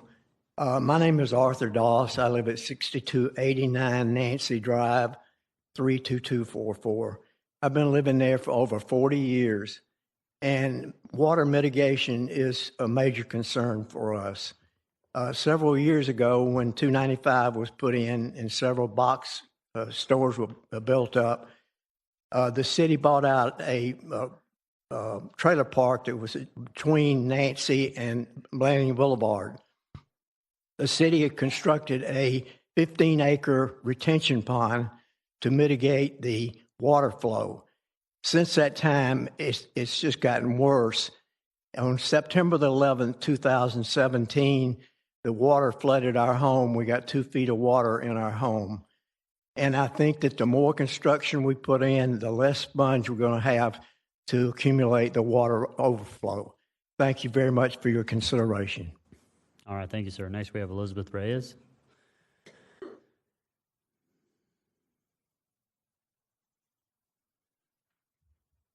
Hello, I'm Elizabeth. Did you call me? Yes, ma'am. Okay, Name and Elizabeth address. Reyes, address is on file. The developer's actions on this property raised significant questions about his intent. His quick return with a new request after his first one was denied seems to be a strategic maneuver. His original plan was a PUD, which would have required a full detailed site plan. A PUD is intended to facilitate a more integrated development and provides greater control over the details. It would have forced him to show exactly how he would address key issues like stormwater management, lot sizes, and density, providing a clear plan that the public and this council could review. However, once that PUD request was denied, he abandoned the process and is now seeking a conventional RLD 60 zoning. Could this be a strategic maneuver? Because unlike a PUD, a conventional zoning request does not require him to submit a specific site plan. Should he be able to get approval without committing to the details that matter most to our community? We are simply asking you to consider why a developer with a background in engineering would choose a path that provides less transparency and less public oversight. Given that we have already seen the consequences of his actions without a proper plan, we urge you to look closely at the intent behind the new request and vote to deny. Thank you. All right, thank you, ma'am. And then we have Jack Bradley, which does not wish to speak, and he is in opposition. So with that, we have Mr. Parker for 3 minutes on the rebuttal, and then we will bring it back to committee. Okay. Go ahead. Just to answer that last question of why I switched to RLD 60, it really was specifically only because the neighborhood asked me at that time. They did not want a PUD, and there was a lot of questions of what a PUD was, how does that work, and basically it was told that you can put in whatever you want, you can request anything. They said that that's not fair. You should have the exact same zoning rules that we have in the neighborhood, and that's why I switched.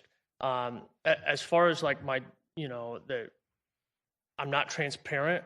I've been very transparent from the very get-go. My original plan, people didn't like it, and I get that, the modular homes and everything like that. They didn't like it, and that was fine, and I was honest about it. This is exactly what I'm going to do. They said, well, are you considering site built?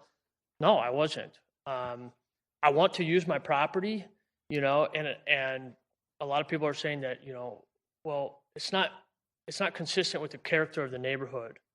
My property is 5 acres right now, and I have 2 mobile homes on it and 2 houses that have been there for, I think, a little over 25 years, 26 years. That's not consistent with the neighborhood. I get, trying to be consistent with the neighborhood, and I've tried to, not tried, but, I'm trying to come to some type of compromise. One that makes it still where I can build houses on the property and have a really good project while still, keeping with the character of the neighborhood. There's a lot of talk about the drainage, again, and I've mentioned this to the neighbors that my property drains directly to Fishing Creek, and I totally get to understand that, like, downstream, we have a lot of people in the flood zone, maybe about 17 houses. But my property right now drains directly to Fishing Creek and does contribute to those, flooding, just like any of the other properties. But if I develop, I have to, per the City of Jacksonville Land Development Procedure Manual, I have to retain that water on site. So it truly will be a benefit to people in the flood zone.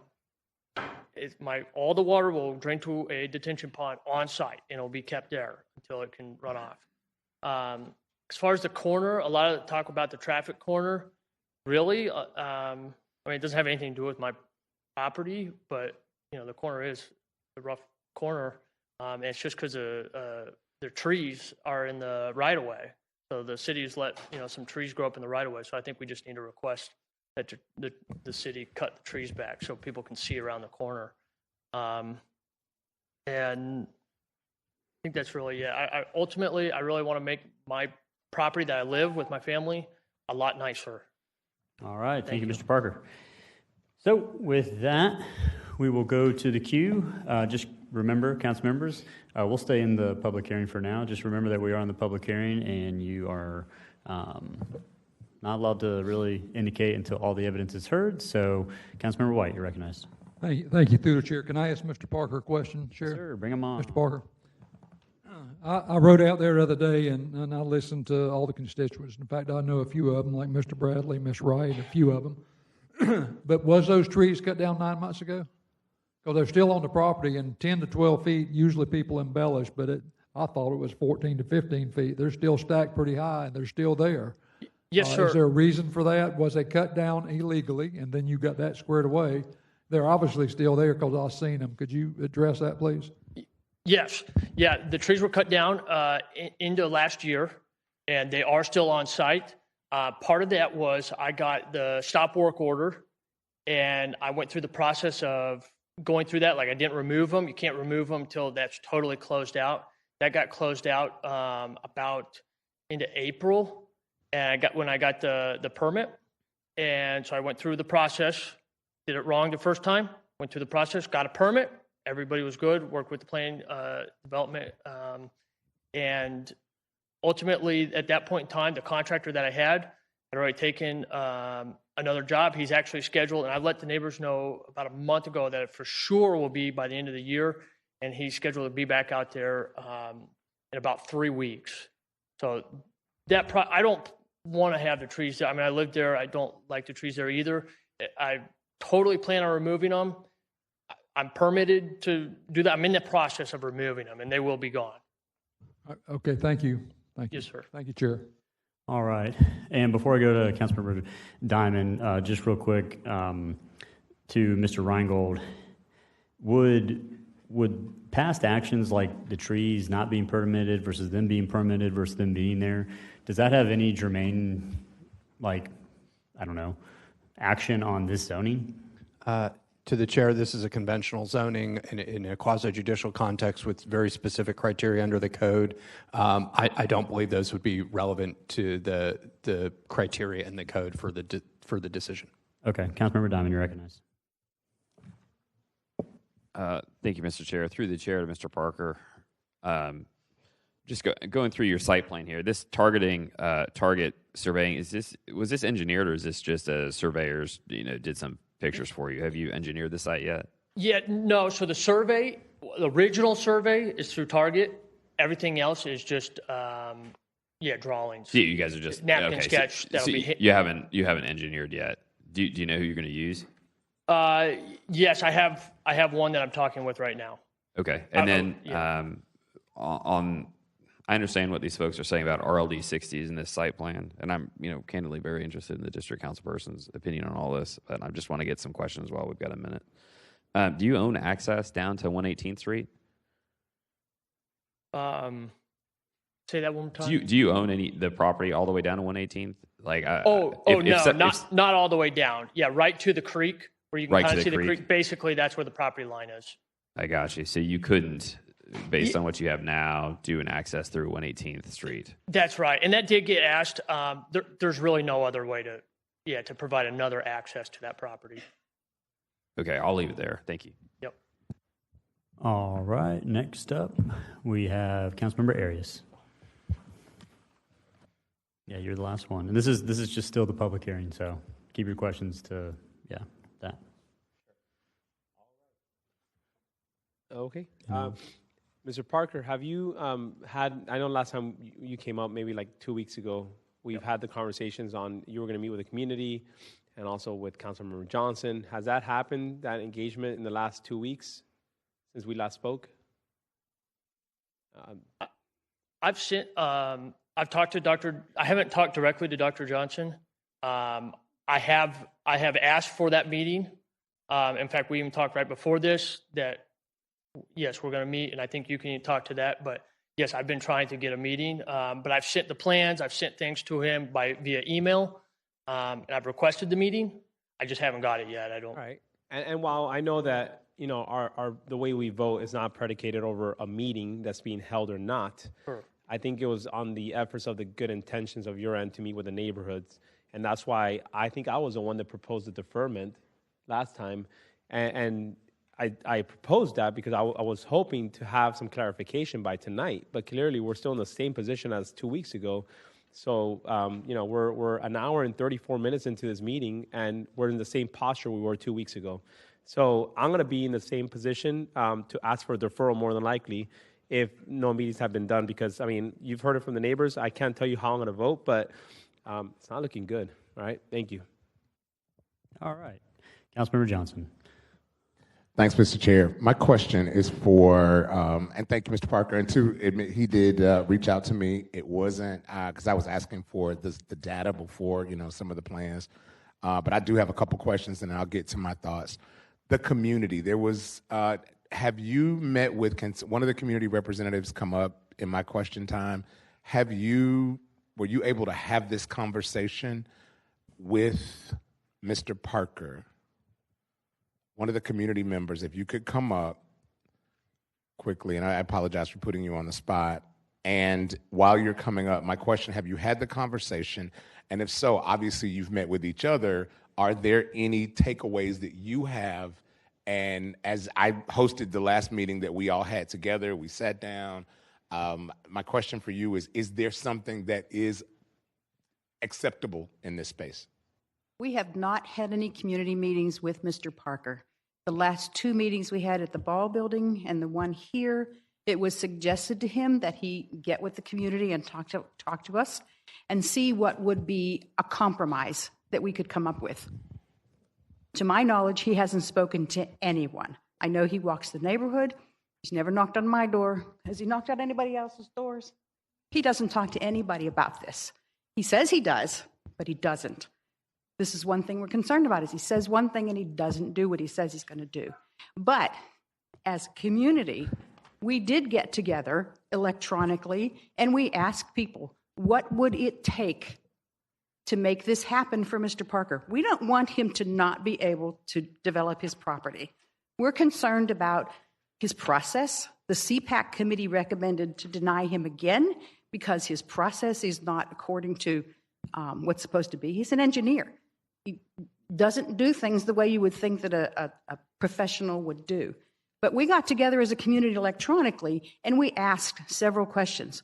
What would be a good compromise? What would you accept? What would you not accept? What about this is relative to you? And we have that data. We've had a lot of people that answered back. We have 38 individuals from our community of 119 homes who have actually participated in this and given us absolutely a lot of data on what would be good, what would be bad, and what would it take for him to talk to us. We've tried. I thank you for that. My time's running out. I would like to get that. I'll come down and if we can go to the green room for a second, I would like to get that because I haven't talked to him, and we can all get together. I'd love to share that with you. My question before my time runs out, Mr. Reingold, is there anything based on this at this point through the chair, and thank you for that feedback, ma'am, I'm sorry, thank you. Is there anything that would prohibit or that would hold, since this is a conventional zoning and not a PUD, if the developer decided to do something other than what's on the plans that we see, is there any kind of thing that we have from the city that says, like with a PUD, you can only do what's there? My apologies for running over time. Could you help me with that? You can answer, Mr. Reingold. Thank you very much. Through the chair to Councilmember Johnson. No, there is nothing holding the developer to the proposal that he submitted to you today. He is simply just going to be bound by the RLD 60 requirements under the zoning code. All right. We have no other speakers in the queue, so we will go ahead and close the public hearing, bring back to committee. All right. I move to defer. Second. All right. We have a motion and a second to defer. Is there any discussion on that, committee members? All right. So, Councilmember Johnson, I mean, Yeah, I think, look, this is where we're at. We have no speakers in the queue, so I'll go ahead and weigh in. To the community, I'll just say up here a few things. When we base our decision on competent substantial evidence, we heard very little tonight, okay? And that might be a new term for a lot of you, and I get it. We talk this day in and day out, but I would suggest, and Mr. Reingold, raise your hand, this guy right here, can kind of walk you through what that means, but having dead trees on his property bears zero weight on our decision. The blind corner bears zero weight on our decision. That's an existing problem. And it's going to be there when he doesn't develop this. The site plan, he didn't even have to do the site plan. So I'm just giving you that as, constructive feedback, because I think y'all want to be successful in communicating why you're opposing this. But we have to all be speaking the same language. And we have to be basing our decisions on competent substantial evidence. Otherwise, we have really nothing to base our decision off of other than planning department's recommendations and everything else that we've heard. So with that, we will defer this one cycle deferral. And then I know Councilmember Johnson is going to reach out to you, Mr. Parker, and I think that's where we're leaving it. But I got to be honest, next week, we're voting on this. We're voting on it. This has been a long time. A lot of changes have been made. So neighbors, I just want you to hear me. A lot of concessions have been made. You still might not like it, but there has been a lot of concessions made. So when y'all go into that meeting, you need to have very specific things of what you do want. Do not just tell them we don't like X, Y, and Z, because again, that might not get you anything. So be very specific about what you want, okay? Yeah, that's just advice. We do this every other Tuesday. So that's what y'all need to be mindful of. What's that? Go ahead, Mr. Reingold. So I've heard you defer the bill. I'm assuming you want to reopen the public hearing and continue it to September 16th? Yes, sir. All right. And do you want to see him in the green room? All right. And neighbors, if you want to go, you can. If not, Councilmember Johnson would like to see you in the green room. And then Councilmember Arias, are you leaving? Yes. Okay. Not to go in the green room. No, he's feeling a little under the weather, and so what? Yeah. Well, thank you everybody for joining us today. And I'm leaving. We'll pass all these over to the Vice Chair Diamond. All right. Ooh, that's heavy. Just wanted to say one thing. The reason why I stayed today was because I definitely wanted to hear this conversation, because this is something that's been going on for a while now. I know that you guys have a lot more coming up tonight, as in with the Dunn Creek, Duval Station Road, Starrett Road part. That is going to be open continued. So I definitely will be here for the next one. So I'm going to be watching and listening at least on this drive home tonight. But just know that my stand still stays the same as it was 2 weeks ago. I want to see some communication between the applicant and Mr. Gay and also the neighbors. So I'll be paying close attention to that one, and I'll see you guys in 2 weeks. Thank you so much. All right. You're excused. All right. So with that, we're going to go on to page. Hold on. We're going to go to page 12, item number 22 and 23. Those are companions, and we're going to take that up while Mr. Councilmember Gay is with us here. So item number 22, 2025, 493, open the public hearing, get staff report.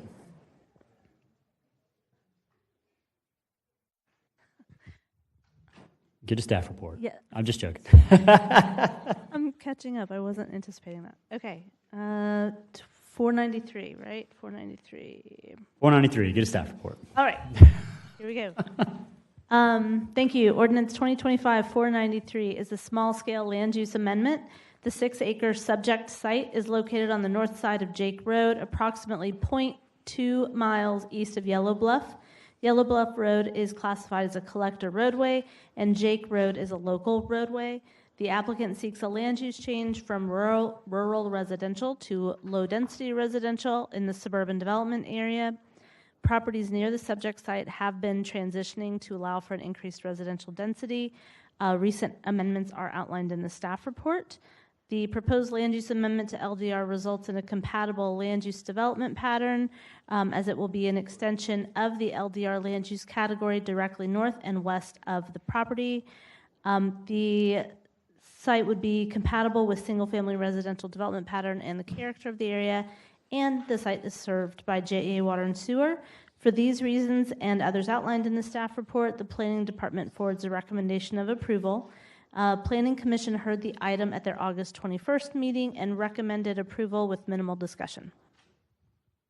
All right, thank you for that. First up, Mr. Brian Small. All right, there he is. 5 minutes on the clock, Stephen. Thanks, sir.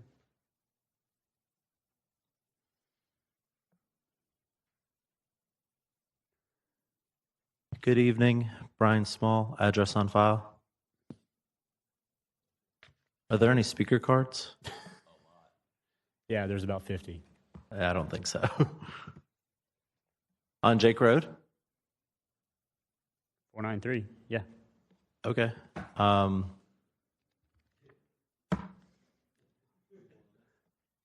You want a deferral? Not really. I haven't heard one thing, so I don't know. So it looks like you needed a deferral. Because we literally have 50 cards here. And Mr. Councilmember Gay is kind of shaking his head over there. Up to you. Oh, absolutely.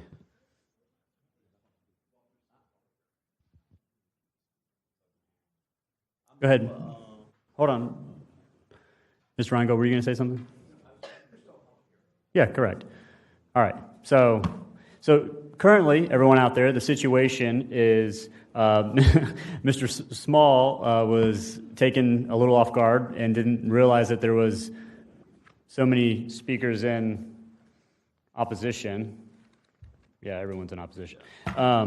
So what we'd like to do is save everybody a lot of time and try to make things a little bit more efficient and intimate. So Councilmember Gay, Mr. Small, and the community can kind of get together, talk about this, because if we hear all you speak and we're going to hear, oh, well, it's not going to go anywhere good, so it'll land in a deferral. So with that, we're going to go ahead. Hold on one second, Mr. Vice Chair.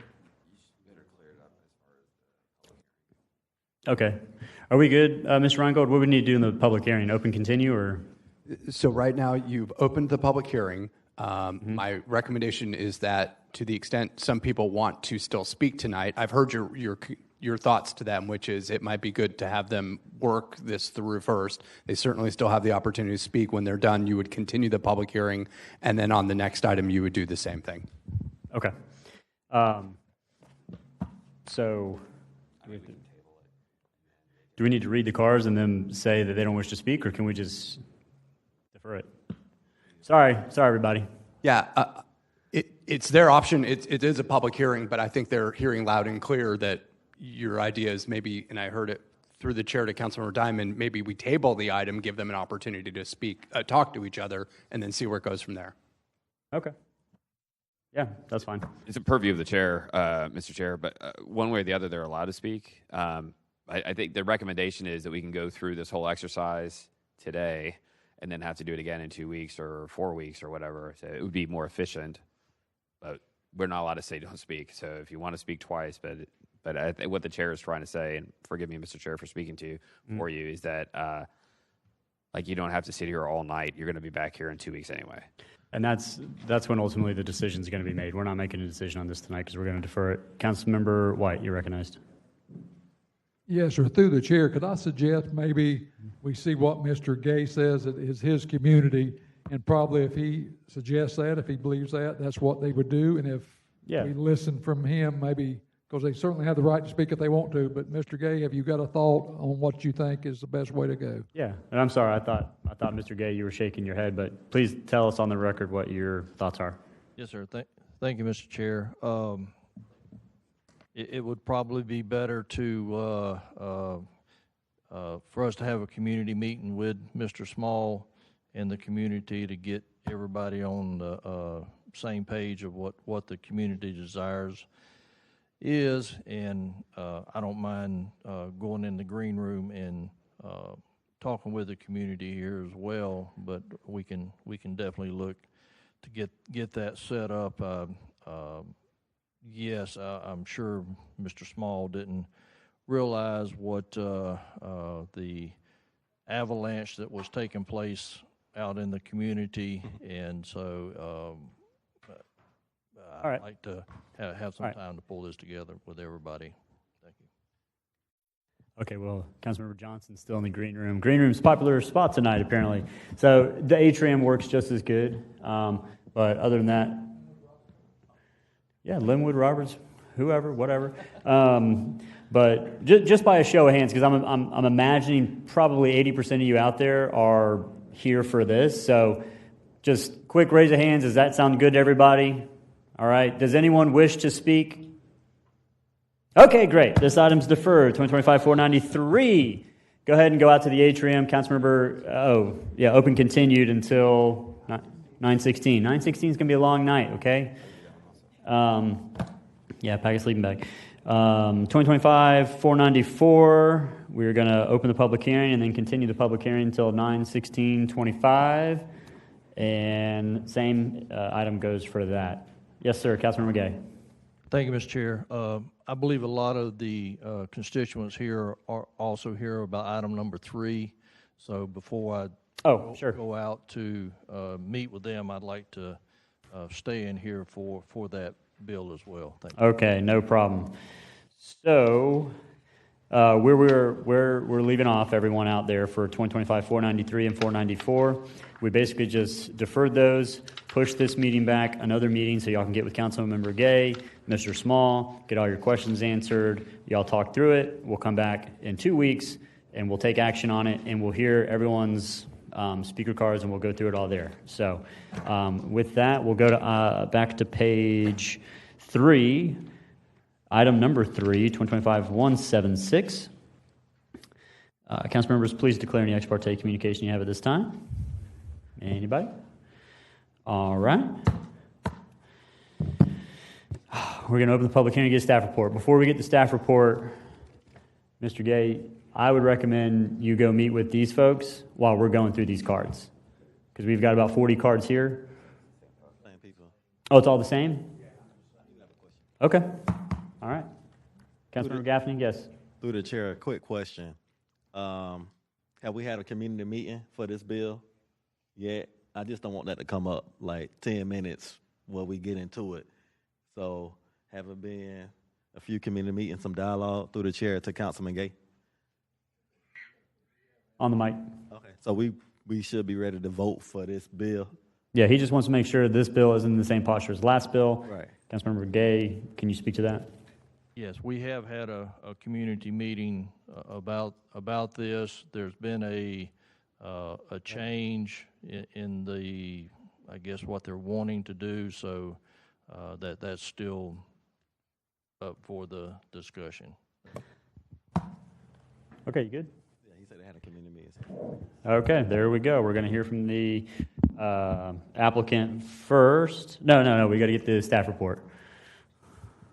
Thank you, Mr. Chair. This is PUD rezoning ordinance 2025-0176, which is seeking to rezone approximately 22.43 acres from RR acre to a PUD in order to allow for the development of 90 single-family dwellings. So this will be a mix of 50s and 60-foot wide lots.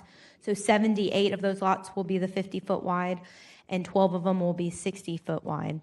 Staff has reviewed the request and finds that the proposed rezoning is consistent with the comprehensive plan with the existing land use category of low-density residential, which would allow up to 7 units per acre.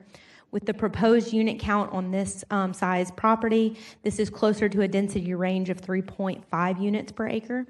We find it furthers the goals and objectives of the comp plan by accommodating growth in Jacksonville and encouraging and facilitating new infill development and redevelopment of vacant land.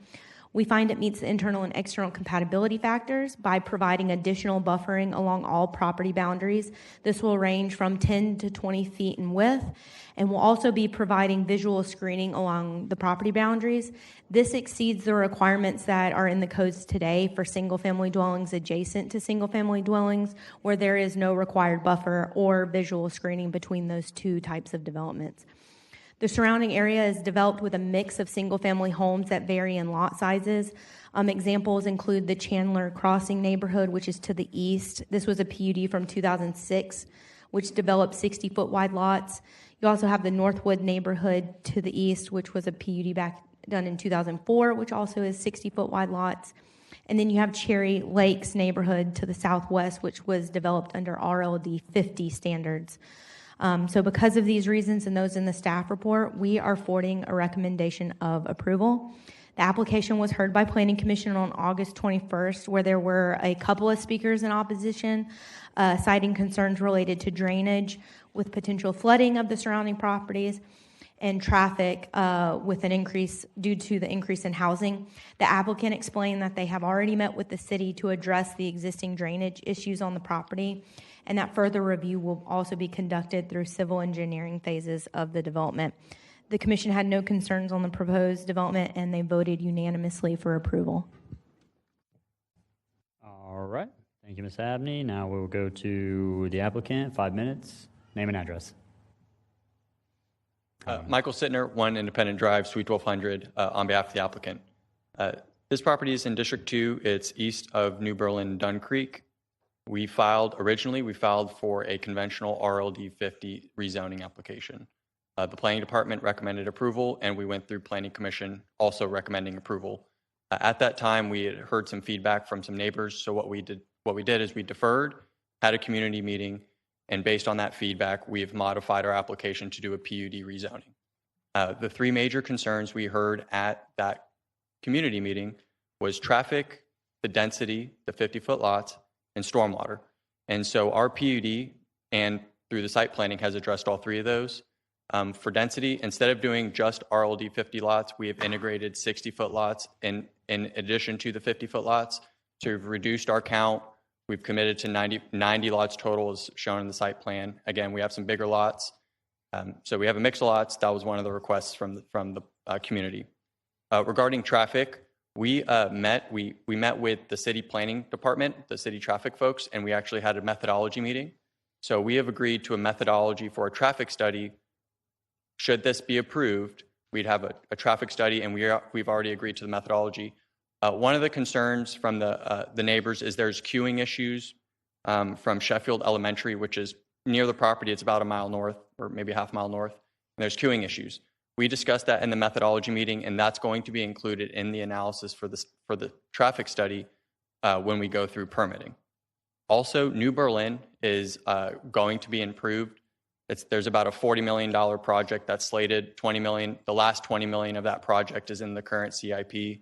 There's going to be major road improvements and intersection improvements.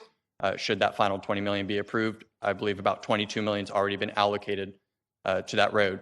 So there's a $42 million project going on New Berlin, which is what our site is near and will be accessing.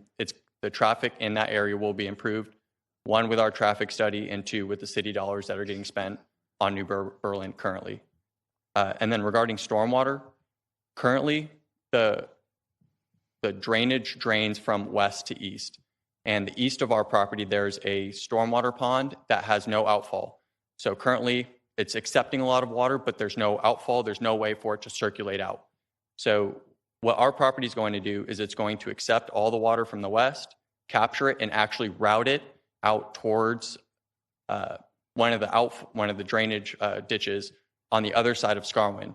What we did is we actually had our engineer had a site visit with Bill Joyce, who's the head of stormwater management, and he actually agreed based on our engineering plans that the site and the drainage in the area will be improved. With that, I'm happy to stand by for questions. Thank you so much. All right, thank you, sir. Now we will go to our speakers on 176. All right, so first we have, all right, we're going to skip that one for now. Kathleen Singley, come on down. Oh, you don't wish to speak? Okay, don't wish to speak. You oppose. Robert McFeely? Robert all right, there he goes. Next, we have Kathy Knight, and then James Drost. Kathy Knight and James Drost, come on down in the front row. Take your seats. Good evening. Robert McFeely, address on file. So Florida Legal Encyclopedia section on spot zoning is the name given to the piece of rezoning of a small piece of parcel of land to a greater density, leading to disharmony of the surrounding area. It's the practice of permitting exceptions or departures from the general provisions of an overall ordinance by granting variances to avoid practical difficulties and understanding necessary hardships. The practice of spot zoning is universally condemned. Spot zoning is usually throughout giving preferential treatment to one parcel at the expense of the zoning scheme as a whole. It characterizes as rezoning that creates a small island of properties with restrictions to use different than the surrounding properties, which this does. RLD 50, even though they want to say they have some 60s in there, 10 to 15%? Let's be honest, that's really not a compromise. It's not comparable to this area. Rezoning can drastically change the established look, feel of the neighborhood, replacing green spaces and quiet streets with concrete and unnecessary activity. The request for rezoning density is excessively high. A minimum of 80-foot frontage lots should be required, with 100-foot lots being more suitable to this area.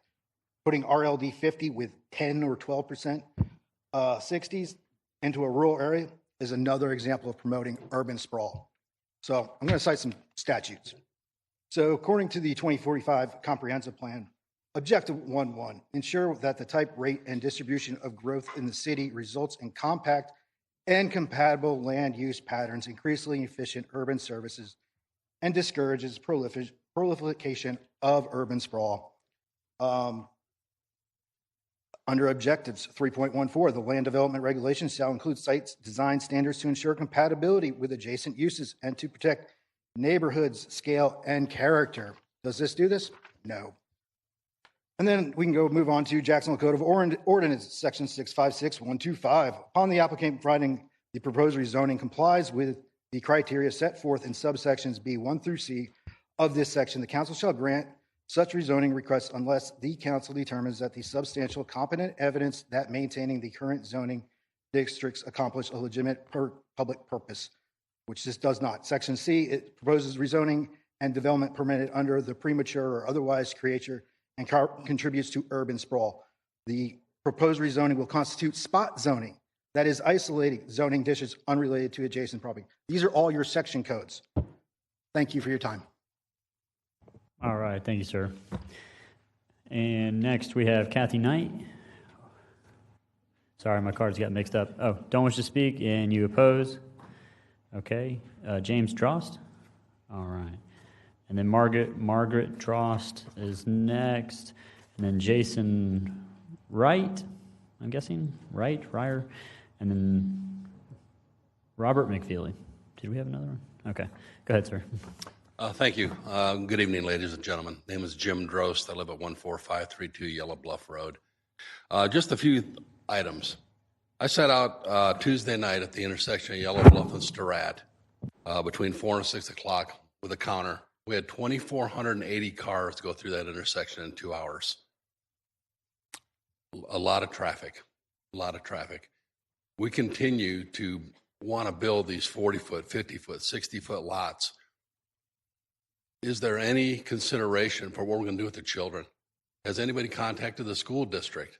I mean, how are we going to handle the influx of another 300, 500 kids to the schools that are already overcrowded up there? You know, we continue to jam the schools. We continue to jam the fire department. And at some point, we've got to have a level of accountability. You know, we've got to think of the children, where they're going to go to school. You know, the crosswalks. There is no infrastructure up there for this continual growth and development. You know, a lot of these areas were zoned to acre lots, and we're going to take those acre lots and put 12 and 13 homes on them and expect everybody to live like human beings. My question to the council is, Do you guys actually drive to these places and take a look at what we're going to destroy, what we're going to clear cut, the wildlife we're going to ruin? It's a preserve that we have up there. We all love it up there, and we're going to fight to protect what we have. This overcrowding is going to continue and continue and continue to where there's no breathing room. We've got 2 Publix up there. You can pull in the parking lot, and the parking lots are full 24/7. It's amazing. But yet we continue to pack these homes in these small areas and expect the environment to continue the same, for the traffic to stay the same, for the schools to stay the same, and it's not going to happen. So I encourage each one of you, if you haven't driven up there, take the time, knock on our doors, take a walk in our backyards and see what we have, because what we have up there, they don't have to the south of downtown, and we really want to keep it that way. So we beg you guys to make the right decisions for our children, for those of us who live there, and for the entire community. Thank you. All right, thank you, sir. Next, we have Margaret Drost. Oh, okay, don't wish to speak, and she opposes the rezoning. Jason Wright.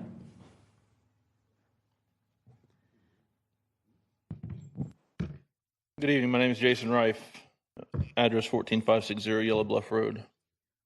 I'm going to try not to repeat other stuff. I got some statistics here that we've had from previous meetings for the general area. Doing a little research, 2020, 2023, and 2023 to current date. Accidents are up in that general area about 200%, 250%. And crime is up over 35%. And a lot of that is due to the increase of developing, no green space, not upgrading the parks, recreation for people to enjoy. Also, I heard from the applicant about, making or doing studies if things are approved. Why would we even consider that? Why would the studies not be done before any approval is made at all? We've got issues with the school systems in the area, overcrowded. Again, accidents and crime. My biggest thing is, being in this area for almost 20 years, is none of this that's been going on is consistent with the general area and the reason why we all moved here. The biggest thing is, and a lot of us have opened our eyes to this, and we're done being steamrolled by the developers and the poor decisions of those involved with these developments. They're destroying what we all cherish in that area. They're putting a lot of people at risk. The infrastructure has been promised for as long as I've lived there to be improved or upgraded, and it's always a promise, do this and we'll do this. Well, we demand that the infrastructure and everything gets addressed before we continue to destroy our community that we all love very much. That's all I got. All right, thank you, sir. Next, we have another Robert McFeely. Another Robert McFeely in the audience. Oh, the other one left? Okay, well, he is in opposition. Anthony Ricardo? All right. Mr. School Board Member. Mr. School Board Member Ricardo, and then we have... Good evening yeah. to the chair and to the council. Appreciate the time. Name and address. Tony Ricardo. Yeah, thank you. School. My address is on file. So I'm going to probably repeat basically the same thing that everybody else has said. I've been a resident of the area since 1960. I've seen it change a lot. Most of us moved out there, out to the far part of Ocean Way because of the environment, because of nature, and because of the rural landscape. What these developments are doing is taking those things away. I want to point out to you that the majority of the homes in this area are large lots. On Shims and Scarwin, those are 1 acre lots. And on Lanier, it's 75-foot lots, plus or minus. And that's very consistent with what's been there for at least 25 years, probably more like 40 years. The quality of life, again, is what most of us moved out to the rural atmosphere for. We also have some traffic issues, as was stated before.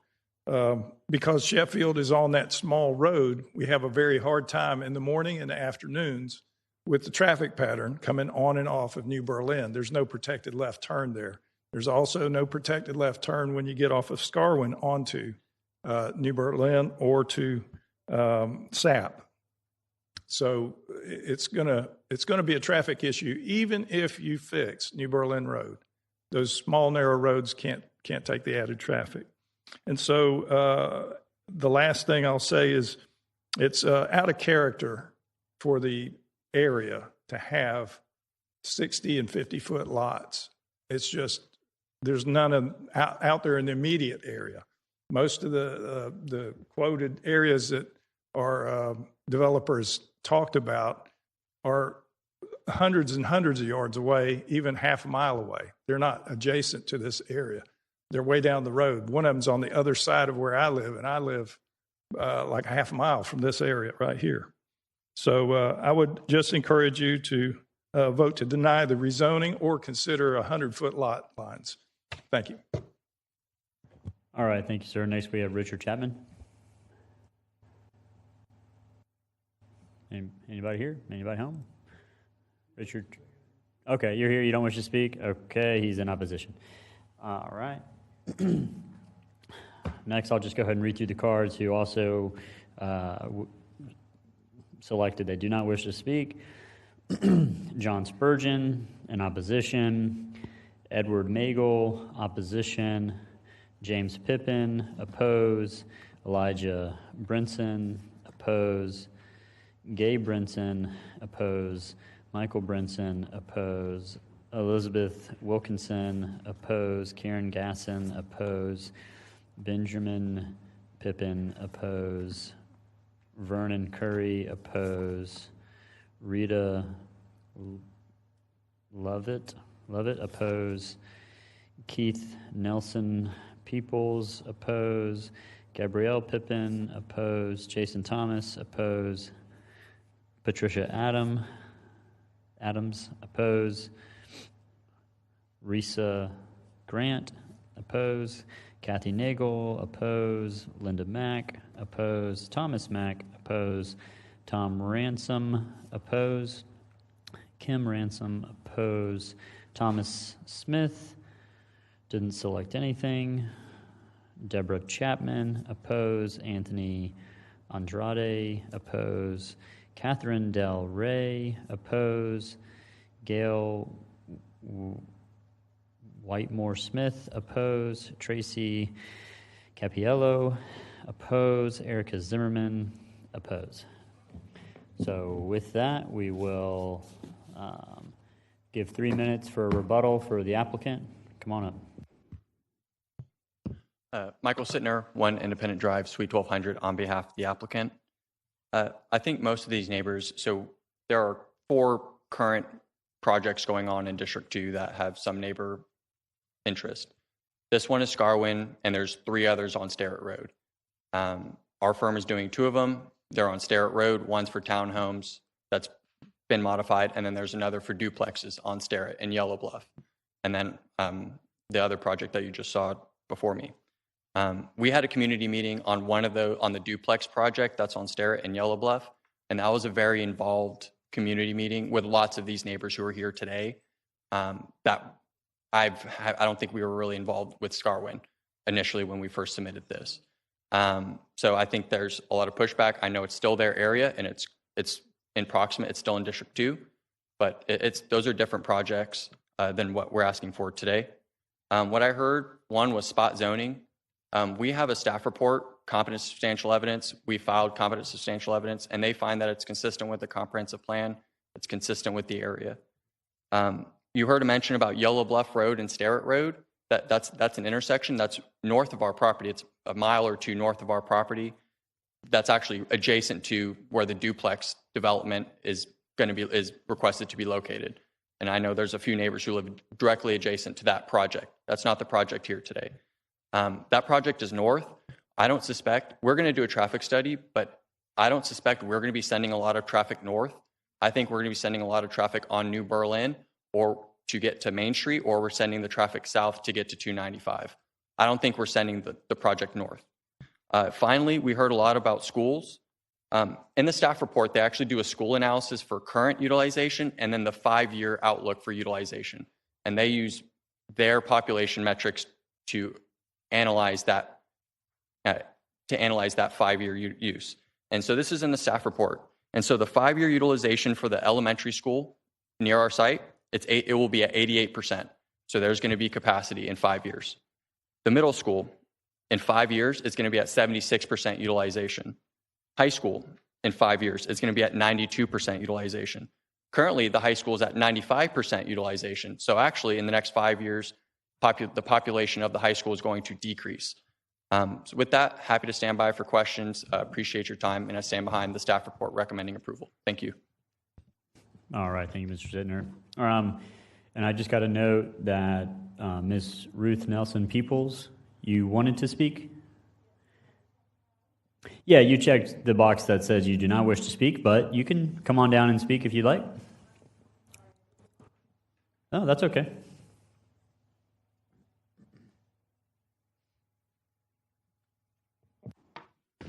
Thank you for allowing me to speak, and thank you for giving me your undivided attention. I know this takes a lot of your day, but it's also difficult for us to come down here to talk to y'all. I'm not Can you state your name and address? Oh, I'm sorry, Ruth Nelson Peoples, and my address is on file. Thank you. I'm not opposed to responsible, conscientious development. However, I am concerned about lots that are only 50 feet wide.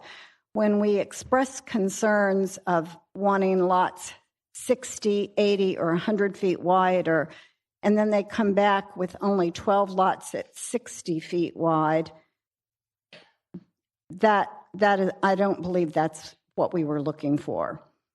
50-foot wide lots are inconsistent, incompatible, and not comparable with other homes in this area. Lots of 80 to 100 feet are more compatible.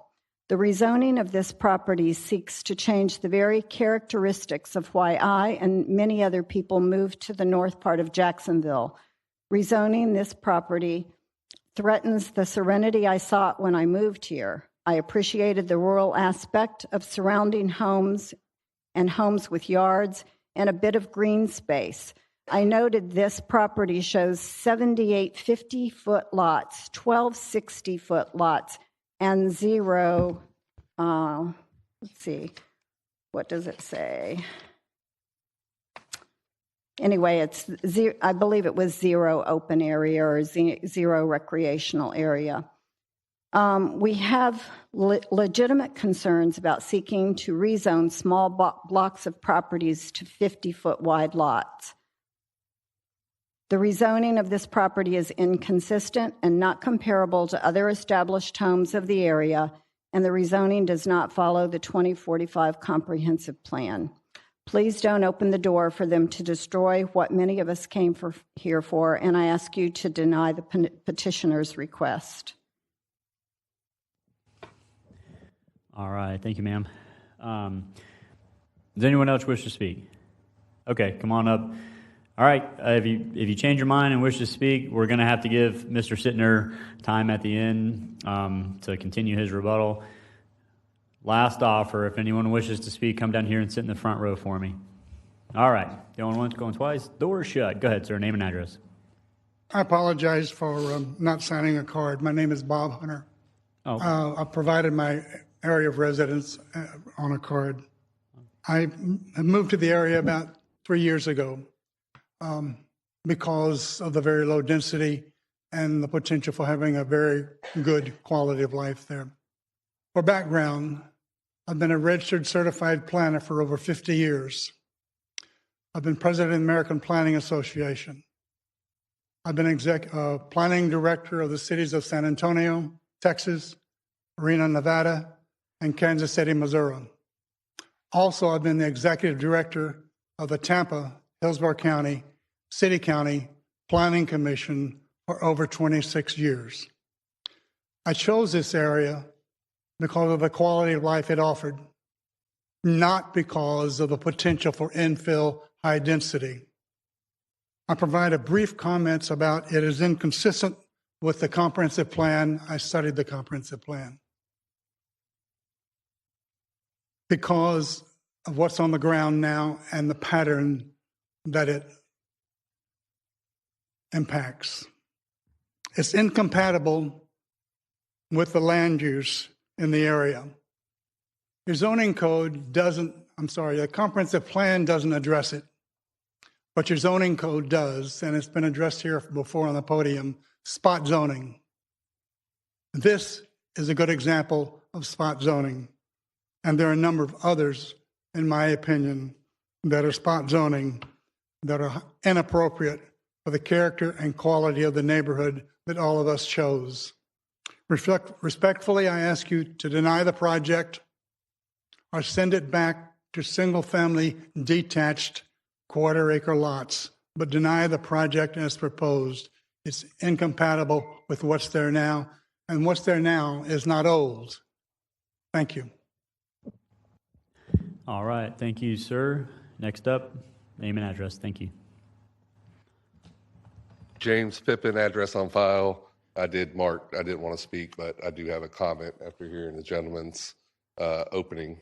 There's a lot of what ifs I heard in that. What if the budget, gets approved for this road, or what if the drainage budget gets approved for that road? My question to the council is, how do we approve things off of what ifs?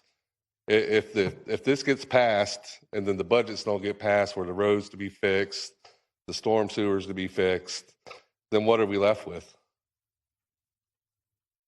Simple question. That's all I wanted to mention. Again, I didn't want to speak on it, but he opened the door there for all the what if budgets that I don't frankly believe are going to come. We've had budgets for Sheffield Elementary that were supposed to have been done 2-3 years ago, gone away. Budgets for the intersection at Sterrett Yellow Bluff, we can't get money to get that intersection fixed. Everyone knows that's a problem. I encourage each and every one of you to travel that intersection and see what it's like. So a lot of what ifs here.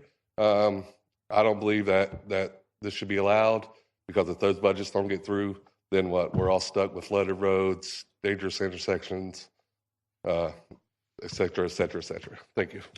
Okay, thank you, sir. And then, Mr. Sittner, we will allow you 3 minutes for a rebuttal, and then we're going to close the public hearing and bring it back to the committee for discussion. Go ahead. Yeah, thank you. Michael Sittner, 1 Independent Drive, Suite 1200. Chairman, thank you for the opportunity. Real quick, I heard a comment that what we're proposing is inconsistent with the comprehensive plan and that this is high-density development. We are in the low-density residential land use category. There's no application to change that. Our development is 4 units to the acre. The maximum allowed under LDR is 7 units to the acre. 7 units to the acre max is about 154 units. We're proposing 90. So that's 50, 60 units that were under the maximum development. So we are consistent with the density and the comprehensive plan. And then to the last gentleman's questions about what ifs on drainage and what ifs on traffic. So there's already been a traffic study and a lot of money allocated to the New Berlin improvements. That's just city dollars getting allocated to that. If for some reason, if for some reason it doesn't happen, which I don't think anybody wants, certainly not Councilman Gay or no one in the district. If it does, we still have to do a traffic study that accounts for whatever the real world operations are today when we file for permitting. And so if it's not improved, it is improved. We're going to be accounting for it. And by the way, we're going to be paying mobility fees that's going into the fund to improve transportation deficiencies in that district. And then drainage, if we don't develop, the drainage is going to stay as it is. And currently they have a stormwater pond that's not on our site that doesn't have an outfall. It's just a pond that can only manage the water that percolates through it. There's no pipe to send it out anywhere. It's not an engineered pond. If we are approved, we get to do an engineered stormwater pond and actually send the water out to the ditches, out to the creeks, and we'll have a better management for the area. Thank you. All right, thank you, sir. So with that, we're going to close the public hearing and bring it back to committee. Move the bill. All right, we have a motion and a second on the bill. Do we have any questions questions, any speakers? Councilmember Gay, you're first up. We'd love to hear from you on this. Go right ahead. You got a busy night. All right, thank you, Mr. Chair. So I finally get to speak on this. So a lot of our problem that we're dealing with, and you heard a lot of substantial evidence being communicated tonight. It gets back to what the comp plan says, and when I hear about this is compatible with it, all I hear is a reach. We're reaching way over to other developments that are not even surrounding this potential development. And the property, if you look at these lots around this property, it's clear and evident none of them are 50-foot, 60-foot lots. And everything's basically maybe 80 to multi-acre lots. And so I think that's where the basis of our problem that comes with a lot of our rezoning issues are. We're not applying the 2045 comp plan as it's written. We are trying to manipulate it. We're trying to interpret it into a way to where we can make it fit. And we've got to move back away from that and just apply it as it is. It's simple as that. This area here is definitely traffic. You've heard a lot about it. It's a nightmare. I heard about mobility fees. Lord, I wish we could get our mobility fees and use them for our roads, but every time I've tried to get mobility fees, we can't use it for that. You got to use it for this, or you can't use it for our roads. So I really don't even want that to be a factor in this, the mobility fees. But I just think we need to look at the compatibility and apply that. Thank you. All right. Thank you, Councilmember Gay. Next, we have Councilmember Gaffney, followed by Councilmember Diamond. Councilmember Gaffney, you recognize. Thank you. Through the chair. Michael, can you come up? Maybe Ms. Santana, she might be the appropriate person for this question. I want to talk about the traffic study. Can you speak to the traffic study? What's the usage right now? And after this development,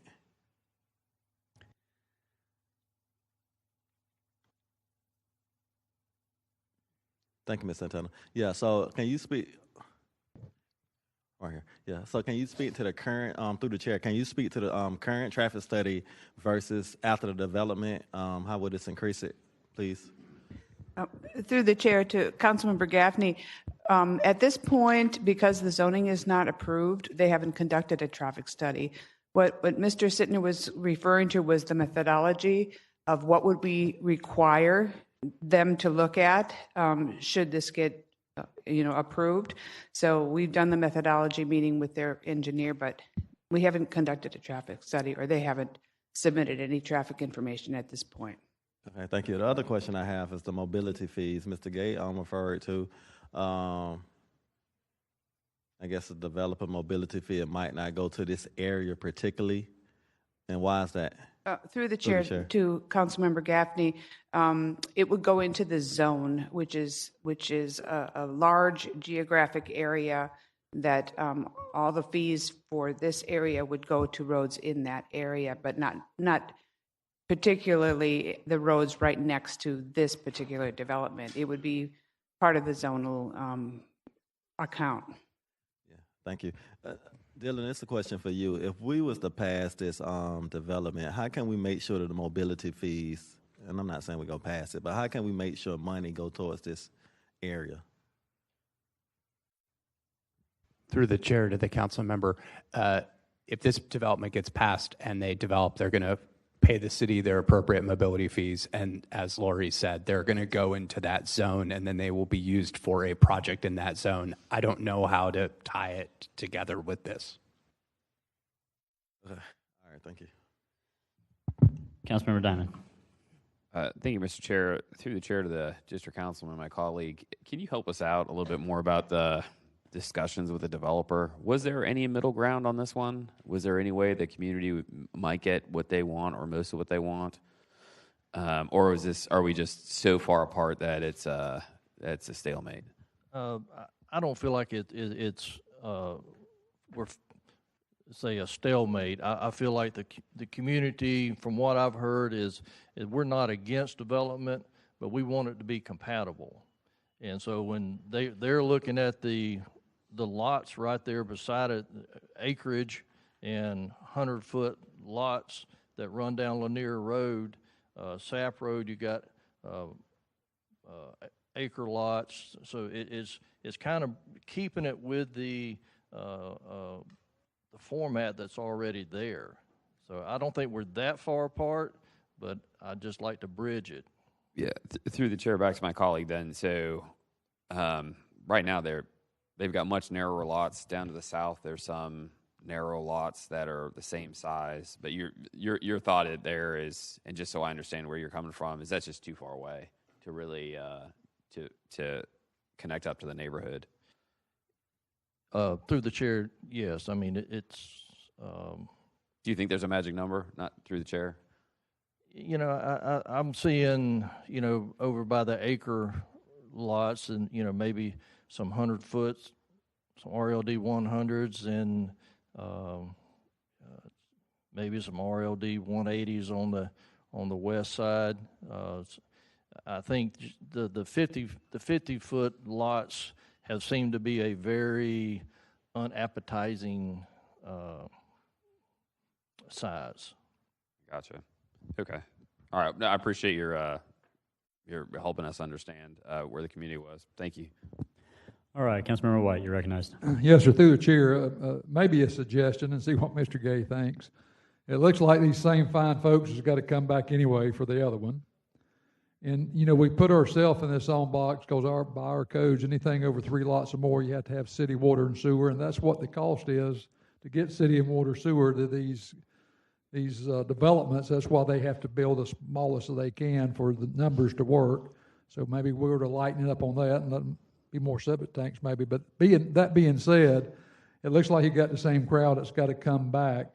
If you think there is a way to possibly get to a better place, we might as well do this one too, and then whenever we come back, we can be here all night that night. Me too. But anyway, that's a suggestion, and maybe Mr. Gay would like to lean in on that. Yeah. So and that's well received, and just wondering, you know, I mean. Has any of well, first of all, Mr. Gay, do you want to respond to that, or what are your thoughts on that? I mean, you got your work cut out for you, I guess, next couple of weeks. Well, that's part of the job. That's fine. I would entertain that, to give the developer time to go back and take all this and put it into another thought process, and see if we can't bridge this gap. Okay. Mr. Sittner, where are you at? Are you here? Okay. Take your time. Come back to 40. Yeah.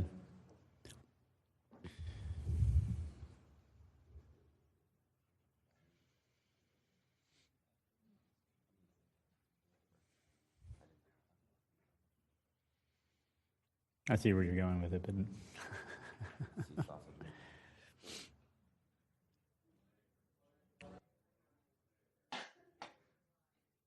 all right, we're not having an auction out here. Keep it down. I know, we're just playing.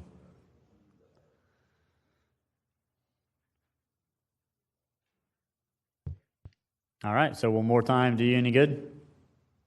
I'm sorry, Chairman, what's the question? The question is, no one on the committee is really feeling very confident. Council member for this district's not feeling very confident. So the question is, are y'all confident that more time you can get to a better spot? We're happy to defer. We've had a community meeting, and I've gotten one email from one neighbor asking for a site plan, and that was it. We've had a request for certain lots to be increased, and we've listened to those requests. So we'd ask that any request, I've shared my email with every single neighbor that's asked. So we want community participation. We've never got it until here. And okay. So we're a little frustrated, but we're happy to defer. and we want concrete. Again, we've had a community meeting.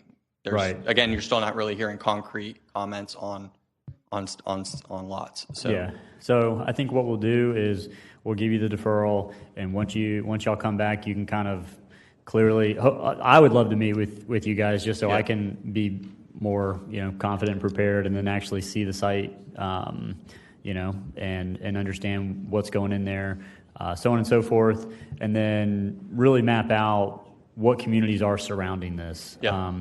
So, anyways. Thank you, Chairman. We had 3 at Planning Commission who aren't here today, so apologies for not being Okay, here. no worries. All right, so for the item number 3, 2025-176, we are going to continue that public hearing until 9/16. Yeah, did we close it? Yeah, reopen the public hearing and continue the public hearing until 9/16/2025. Yeah. All right, is that all, Mr. Gay? Do you have anything else for us? We'd love for you to have another couple for it. All right, so do you want to meet everyone out, or is Green Room available? Oh, okay. Okay, so folks, if y'all came down here, I think y'all have got some talking to do with Councilmember Gay. He's going to meet you out in the atrium, and if there's a conference room available or whatnot, we will, we'll make that available as well. So thank y'all for coming out, and we're going to go on now to the next item on page 4. Get ready on the cards over there. All right. Item number 4, 2025-215. Oh, this is the same. Okay, this is the same one. So we're going to open the public hearing, continue this public hearing until 9/16/25. Item number 5, 2025-242. Open the public hearing. 1 speaker card. Reverend Aaron Flagg Jr. You wish to speak? Is that you? Okay. Come on down, sir. What's this? 242. Okay.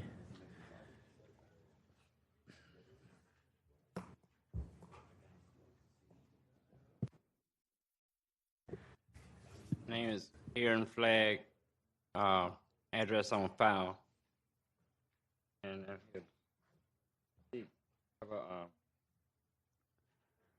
first time I got a chance to speak to this group, but I have a copy of the request. Who can I give that? What's up? Oh, okay. Sure. Michael. I counted. I think I got enough for everybody. Okay. And that's basically what I'll be reading from that. All righty. But we who signed, we first submitted this May 27th, 2025, and we resubmitted it. Oh, hang off. I'm sorry.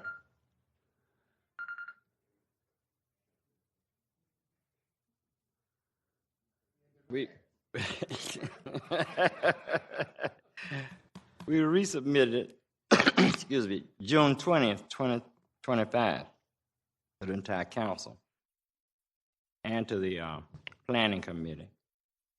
For the record, we who signed the petition in opposition to Ordinance 2025-0242 request the City of Jacksonville to do immediate legislation for an overlay of the community for at least a 2-mile radius in order to protect the existing character and the history of it, and to prevent the future deterioration of it by the addition of 96 proposed apartment units approximately 1 mile from the new addition of 84 apartment units now under construction at the Cleveland Road and Francis Road as we speak, and the already existing apartment units at the Callaway Cove Apartments, formerly Washington Heights Apartments, and the Secret Village Apartments, both located at the corner of Cleveland and Moncrief Road,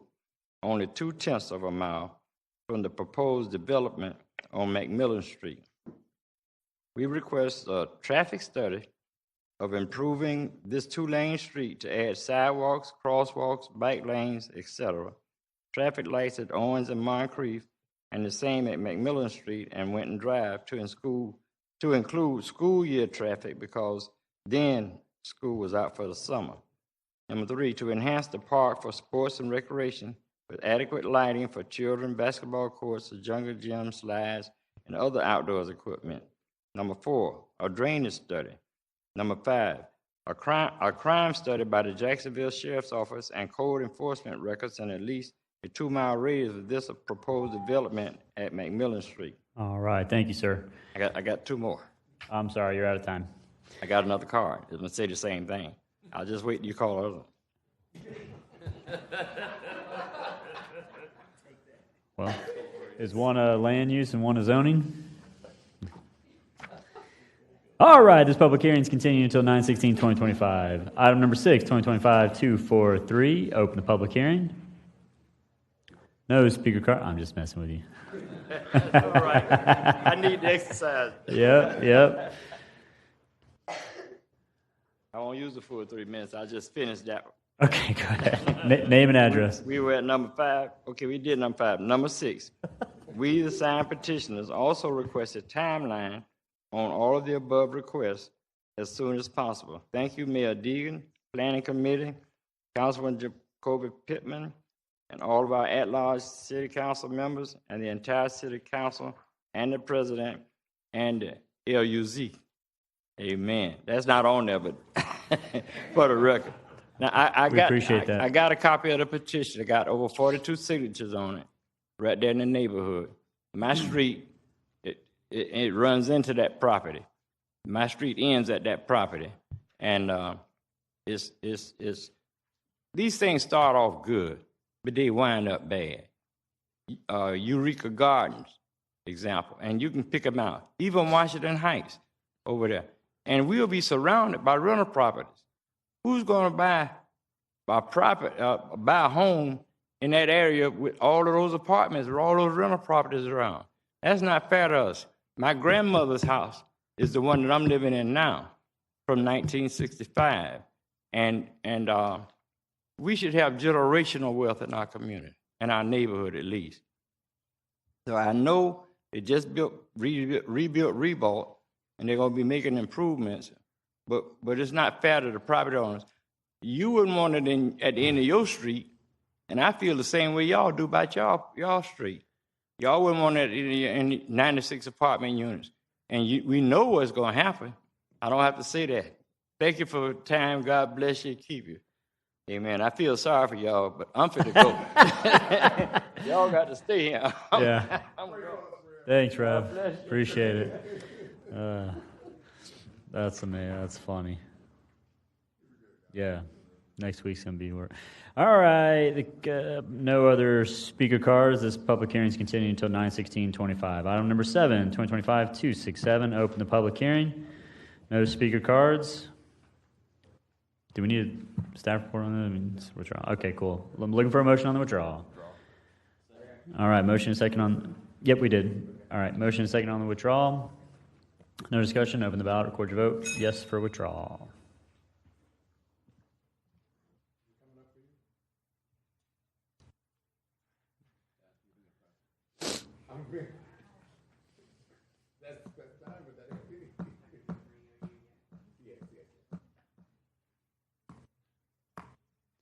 Six yeas, 0 nays. By your action, you have withdrawn 2025-267. Item number 8, 2025-268. Open the public hearing. No speaker cards.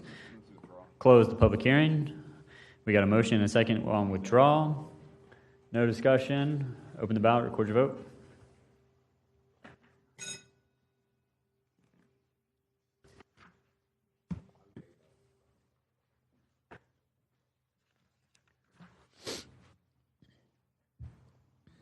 Six yeas, 0 nays. By your action, you have withdrawn 2025-268.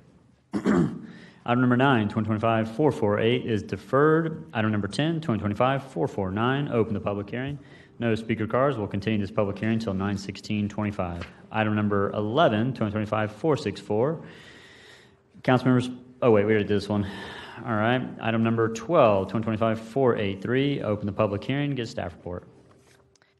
Thank you. Ordinance 2025-483 is for the adoption round of a large-scale land use amendment for approximately 344.6 acres at 0 Butchbane Drive between Pecan Park Road and Thomas Creek. The Land Use and Zoning Committee heard and approved this item during the transmittal round back in April as Ordinance 2025-174. The subject site is located north of Pecan Park Road, a collector roadway, abutting the west side of I-95 and east of Thomas Creek and the Seton Creek Preserve. The applicant seeks a land use change from agriculture to low-density residential and conservation, approximately 312 acres for the low-density residential and approximately 31 acres for conservation. The site is currently in the rural area, and the proposal includes a change to incorporate the site into the suburban area boundary. The proposed conservation land abuts the Timucuan Ecological and Historic Preserve to the north, and would protect those sensitive lands and provide a buffer area between the proposed development and the preserve to the north. The growth pattern in the area has been trending towards low-density residential development, as several recent land use amendments to LDR have been approved. These are detailed in the staff report. For these reasons, and as outlined in the staff report, the Planning Department recommends approval. Planning Commission recommended approval at their August 21st meeting with minimal discussion. Thank you. All right. One speaker card, Mr. T.R. Hanline. T.R. Hainline, 1301 River Place Boulevard. Mr. Chairman, are there any other speaker cards? You said that so timidly. No, there's none. Okay. The reason for that is my client who's sitting back there. His name is Ross Puzatello. He's been working on this piece of property for 3 years. And one of the first things he did is the immediate neighbors right around there, he contacted them and he set a meeting with them at a local hotel conference room. And they came in and he said, here's what I want to do. How can we get this done? And at first there was some resistance, but what he went and did, and it's taken 2 or 3 years now, is he found alternate access for this property that did not run traffic through an existing neighborhood immediately to the south and west, which is called Butchbane Drive. And he found another way to get from east at this property to west through some other currently being developed subdivisions and down to Arnold Road. So what you don't see here are Butchbane Drive people, because we're not taking traffic down Butchbane Drive, because those lots are 2 or 3 acres per house. And that's because he met with people at the end of that, just past the end of Butchbane. He acquired some property. He found alternate access so that 50 people wouldn't show up here. I could go on about the other things that we've worked out in this PUD. There's a lot of good news here, but it's late. You've been through a lot tonight. We're happy to answer any questions, but for us, this is the anticlimactic end. We've been in in Councilman Gaffney's office half a dozen times over the past 2 or 3 years. This is an anticlimactic end, and it's the way it should work given Mr. Puzatello's efforts to contact those people early on and get it done. So that we're happy to answer any questions. All right, great. With that, we'll close the public hearing. We have no other speaker cards and bring it back to committee. Councilmember White, did you want to speak? No? Okay. All right, we have a motion and a second on the bill. No speakers in the queue, but what you said, Mr. Hainline, is absolutely right. I think it was probably a really good experience for them to see just how it can go in here when 50 people show up. So it's a testament to y'all doing a lot of hard work, and that's good. Not to say the other ones didn't do the hard work. I think there was just a big community here for quite a few projects. So with that, go ahead. Councilmember White, you're recognized. Yeah, through the chair, I would like to tell Mr. Hainline, if you talk about the gentleman doing such a good job, he is not going to hire you next time. So I would cut that out if I was you. But it sounds like he did the right thing. But you did your part too. We appreciate you. It was creative, imaginative, and very persistent client. Good deal. All right, open the ballot, record your votes. 6 yeas, 0 nays. By your action, you approve 2025-483. Item number 13, 2025-484. Council members, please declare any ex parte communication you have at this time. Councilmember Gaffney Jr., you're recognized. Thank you. Through the chair, I'll be declaring ex parte. I have met with Mr. Hayline and Mr. Ross several times since the last couple of years, and I want to commend you guys for being a great partnership. It can be stressful, as you guys can see tonight, meeting with constituents, having community meetings, but you guys was very diligent in coming to my office to make sure we reach a compromise. It was a standstill at first with one neighbor. Obviously, they worked it out, so, but I did get a couple of, opposition to it in the beginning, maybe a year ago. So, but the fact that we was able to resolve it before tonight means a great deal to me. So thank you guys, and I'll make sure everything get filed with legislative services. All right, there it is. So with that, let's open the public hearing and get a staff report. Thank you. This is the companion PUD rezoning ordinance 2025-0484, which is seeking to rezone approximately 344 acres of land from agriculture to a PUD in order to allow for the development of a maximum of 650 residential units. This would be a mixture of single-family homes and townhomes. The subject property is located north of Pecan Park Road, and it borders I-95. To the north of the parcel is also the Sutton Creek Historic Preserve. Access to the property will be by way of Sutton Creek Drive through the adjacent Sutton Creek neighborhood, which will lead to Gold Star Family Parkway. No traffic either by this new development or the Sutton Creek neighborhood will be allowed access to the Butch Bain Drive roadway or the neighborhood. Staff has reviewed the request and finds that it is consistent with the comprehensive plan and meets the internal and external compatibility factors. The development will maintain natural buffers along all property boundaries, ranging in size from 25 feet to 50 feet between the existing surrounding neighborhoods and the Sutton Creek Preserve. Development will be similar to other subdivisions within the immediate area that allow for 50 and 60-foot wide lots. The development has also worked with the Parks Department of the city and is donating 23 acres of land to the city for the Sutton Creek Preserve in order to allow for a public access to an isolated midsection of the Sutton Creek Historic Preserve. So because of all these reasons and those in the staff report, we are forwarding a recommendation of approval. The application was heard by Planning Commission on August 21st, where there were no speakers in opposition and little discussion, and they voted unanimously for approval. All right. Do we have the speaker cards? All right. Is this for the zoning? All right. First up, Mr. Hainline. Are there other cards? Okay. I'm just joking. I knew it. I could tell. Mr. Tyler's face. Yeah, there was something you thought you knew, and then you were like, Yeah. Go ahead. TR Hainline, 1301 River Place Boulevard. We're happy to answer any questions. All right. Seeing none, let's close the public hearing and bring it back to committee. All right, we have motion second on the bill. No one in the queue. Open the ballot, record your vote.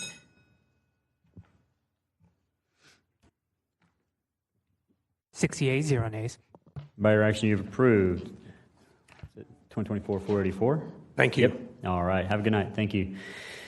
Item number 14, 2025-485. Open the public hearing. Get a staff report.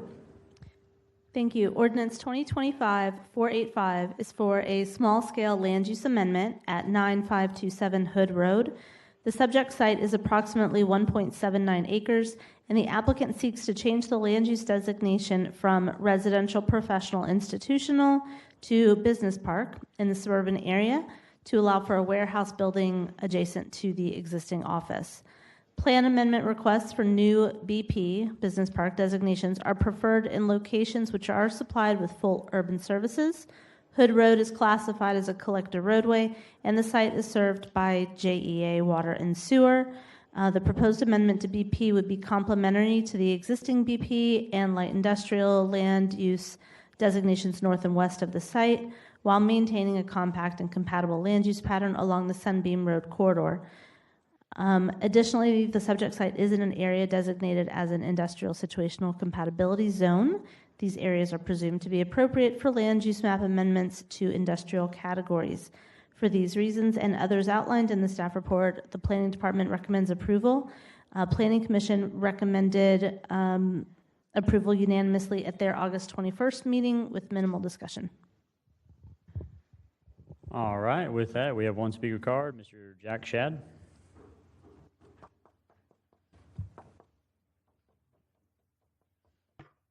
Hi, I'm Jack Shad, 1239 Woodward Avenue in Jacksonville.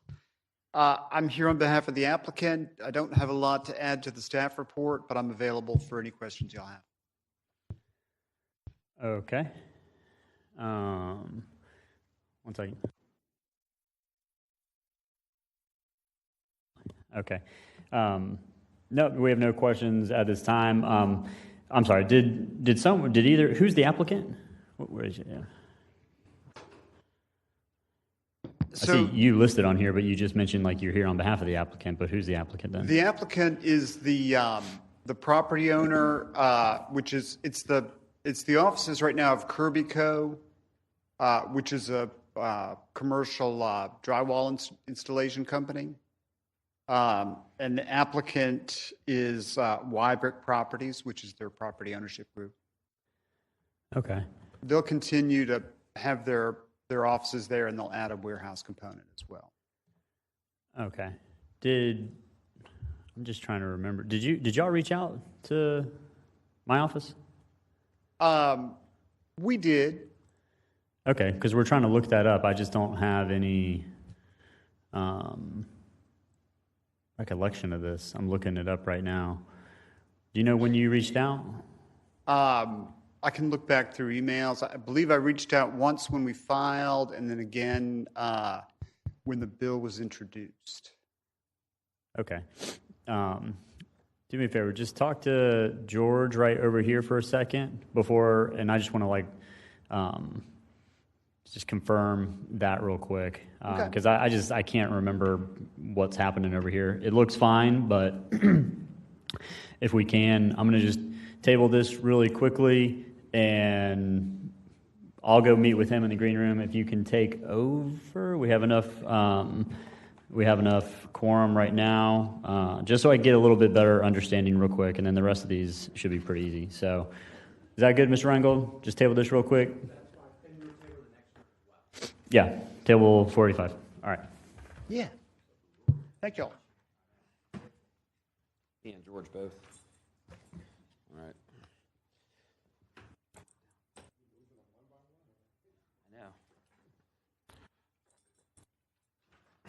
All right, we're going to take up item 16, item 2025-0487. We'll open the public hearing. Get a staff report, please. You're right. It's open and continue. Yeah, but we have a bunch of cards. All right, we got a bunch of speaker cards here. First is Jonathan Morin. Are you here? Jonathan Morin for item 487. Next is Ray Ratliff. If you want to come down to the front. After that will be Carla Looney. Hey, good evening, Ray Ratliff, 2243 Calvary Boulevard. I strongly oppose the ordinance 2025-487 to allow the building and operation of an animal slaughterhouse on Cortez Road. I want to remind the council of what's included in the 2045 Jacksonville Comprehensive Plan. As stated on the Jacksonville City website, the plan consists of 11 elements. Here are a few of them verbatim. One, to balance growth that results in compact and compatible land uses patterns and minimize urban sprawl and threats to health, safety, and welfare. To ensure adequate quantity and quality of water in the city. To ensure property rights are considered in local decision-making. First and foremost, this neighborhood depends on well water for drinking. The proposed slaughterhouse poses a serious threat to our groundwater through potential contamination with biological waste and pollutants. This would violate the Florida Clean Water Act and would and other water protection laws designed to safeguard our community's vital drinking water. There is a residential home within 500 feet of this site. Residents would be forced to endure daily exposure to foul odors, loud noise, and air pollution, clear nuisance nuisances that violate both private and public nuisance laws to include Florida Statute 82301. Slaughterhouses in residential or mixed-use neighborhoods can reduce property values due to the smell, noise, and industrial activity. The presence of such a facility can deter future investments or community development. Allowing a slaughterhouse in a residential area sets a precedent that could harm community planning and cohesion. This development threatens local businesses as well, likely causing some to relocate due to the negative environmental and traffic impacts, reducing economic vitality in the area. Moreover, approving the rezoning exposes the cities to significant legal liabilities, including costly nuisance lawsuits and increased insurance costs. The city may also face ongoing financial burdens to test and monitor groundwater to prevent contamination, testing which is mandatory under state and federal law. Failure to do so risks enforcement actions and penalties. Importantly, there is a legal precedent for these concerns. In 2017 in Live Oak, Florida, environmental groups successfully sued Pilgrim's Pride Corporation under the Florida Clean Water Act for water pollution linked to slaughterhouse. This shows industrial slaughterhouses are legally accountable for contaminating water and that Jacksonville risks similar litigation if this rezoning is approved. In closing, in keeping with the 2045 Jacksonville Comprehensive Plan, the health, safety, and quality of life of this residential community must be prioritized over incompatible industrial development. Ask yourselves, is this something you would want in your community? Your genuine and honest answer to that question should match your vote. Thank you, sir. Next is Carl Looney, who opposes but does not wish to speak. Next is Joel Looney, who opposes, and where is this? Does not wish to speak.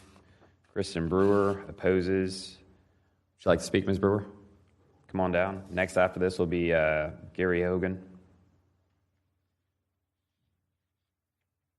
Name and address, please. Good evening. Can you hear me? I've lost my voice. Yeah, we can hear you. Okay. My name is Kirsten Brewer, and my address is on file. I did fill out 2 cards, so I'm just going to talk a little bit about the wetlands. This area is very unique. The lots are 2, 5, and 10 acres. There's horses that are out there. The wetlands, we back up to the wetlands, and on our property, there's just all kinds of wildlife. There's blue herons, and they're protected by the U.S. Migrating Bird Treaty Act. It's a state threatened species in Florida.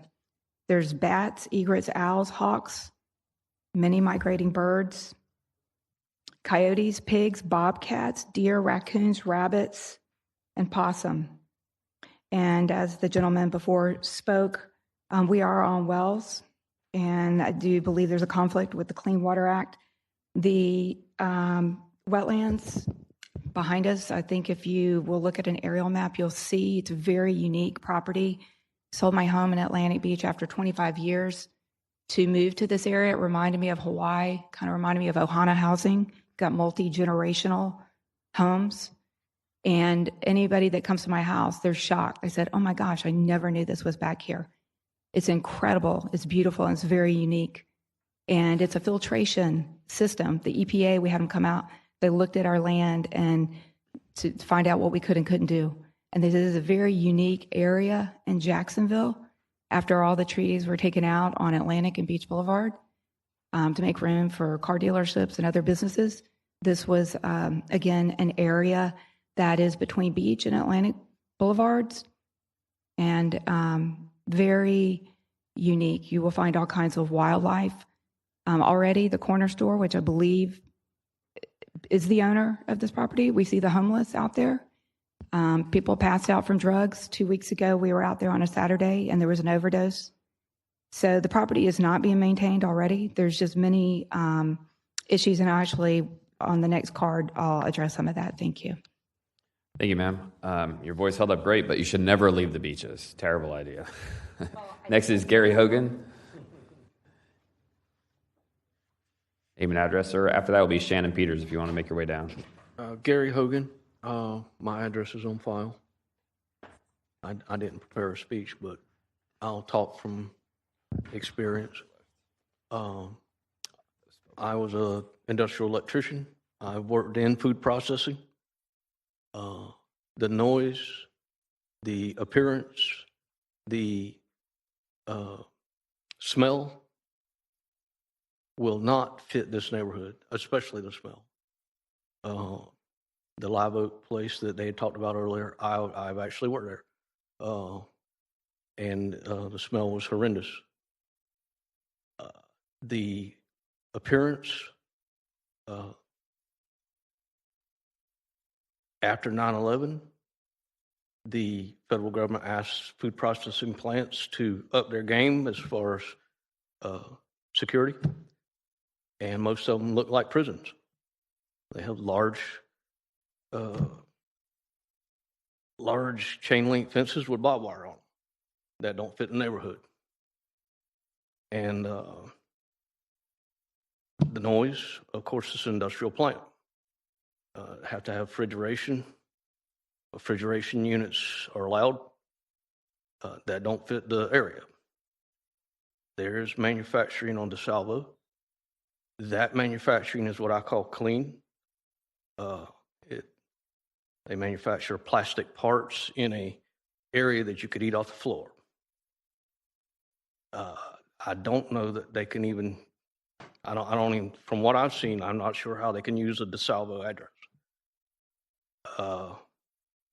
Now, I don't know what's been proposed, but from what I've seen, 3 or 4 houses down from the gates, I have a friend, and a lot next to his house has been cleared illegally, and trash pushed into the swamp illegally.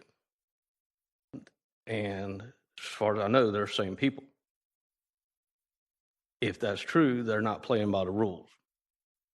And if they're not playing by the rules, we certainly don't want them. It don't fit the neighborhood. And I am totally opposed to it. By the way, my family's been in this area for 5 generations. I've seen a lot of change, but this is not one we want to see. Thank you. All right, thank you, sir. Next, we have Shannon Peters, followed by Rebecca Moran.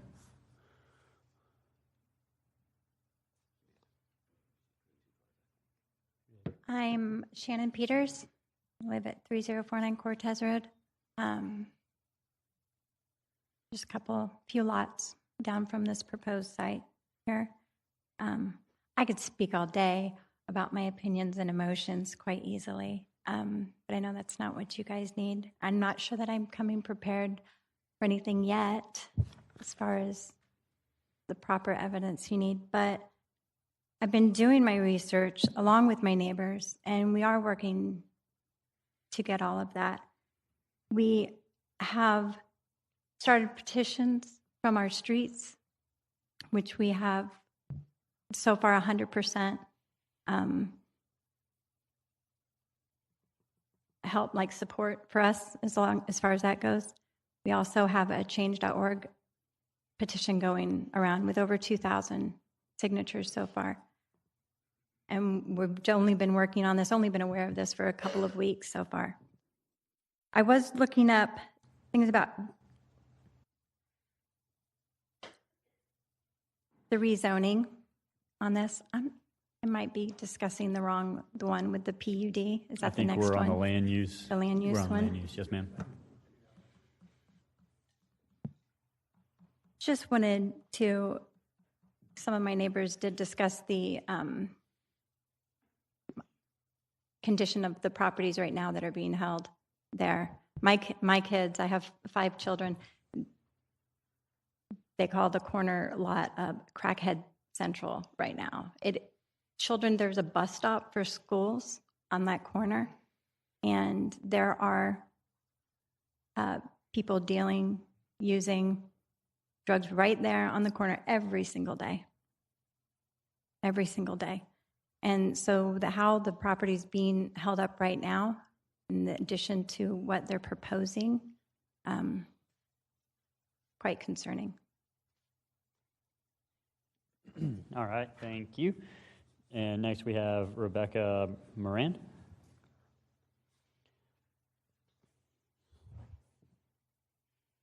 Hello, my name is Rebecca Moran. I live at 1869 Cortez Road. I've lived on Cortez Road for 18 years. My family has lived in this neighborhood for almost 60 years. I am opposed to the proposed slaughterhouse being put in my neighborhood. All of my neighbors are pretty much on the same page on this. We don't think it's a good fit for our neighborhood. I'd like to ask you if you thought that it was a good fit for your neighborhood. I mean, would you want this next to your house? Would you want to smell the smells, hear the sounds, be open to potential health problems from this? Have your well water contaminated? I can't say this enough. This is my third meeting that I've attended. I just feel it's a horrible idea, and it's not what's best for this community. It's not best for our health. I second pretty much everything my neighbors have said before me. We're all united as a community on Cortez Road, and we're willing to do whatever it takes to stop this. Thank you for your time. All right, thank you, ma'am. And Christine Marr opposes and does not wish to speak. Right, yep, you're here. Okay, do not wish to speak and you oppose. So with that, we will continue this public hearing until 10/7/2025. And Mr. Reingold, next meeting, this will be marked as defer, correct? That is correct. It will be no public hearing at the September 16th meeting of the LUZ. Okay, so just want to make sure the neighbors know next week there will be no public hearing. It's deferred until 10/7, and that goes as well on item number 17, but we'll get to that in a second. We're going to go back to the item that I tabled previously.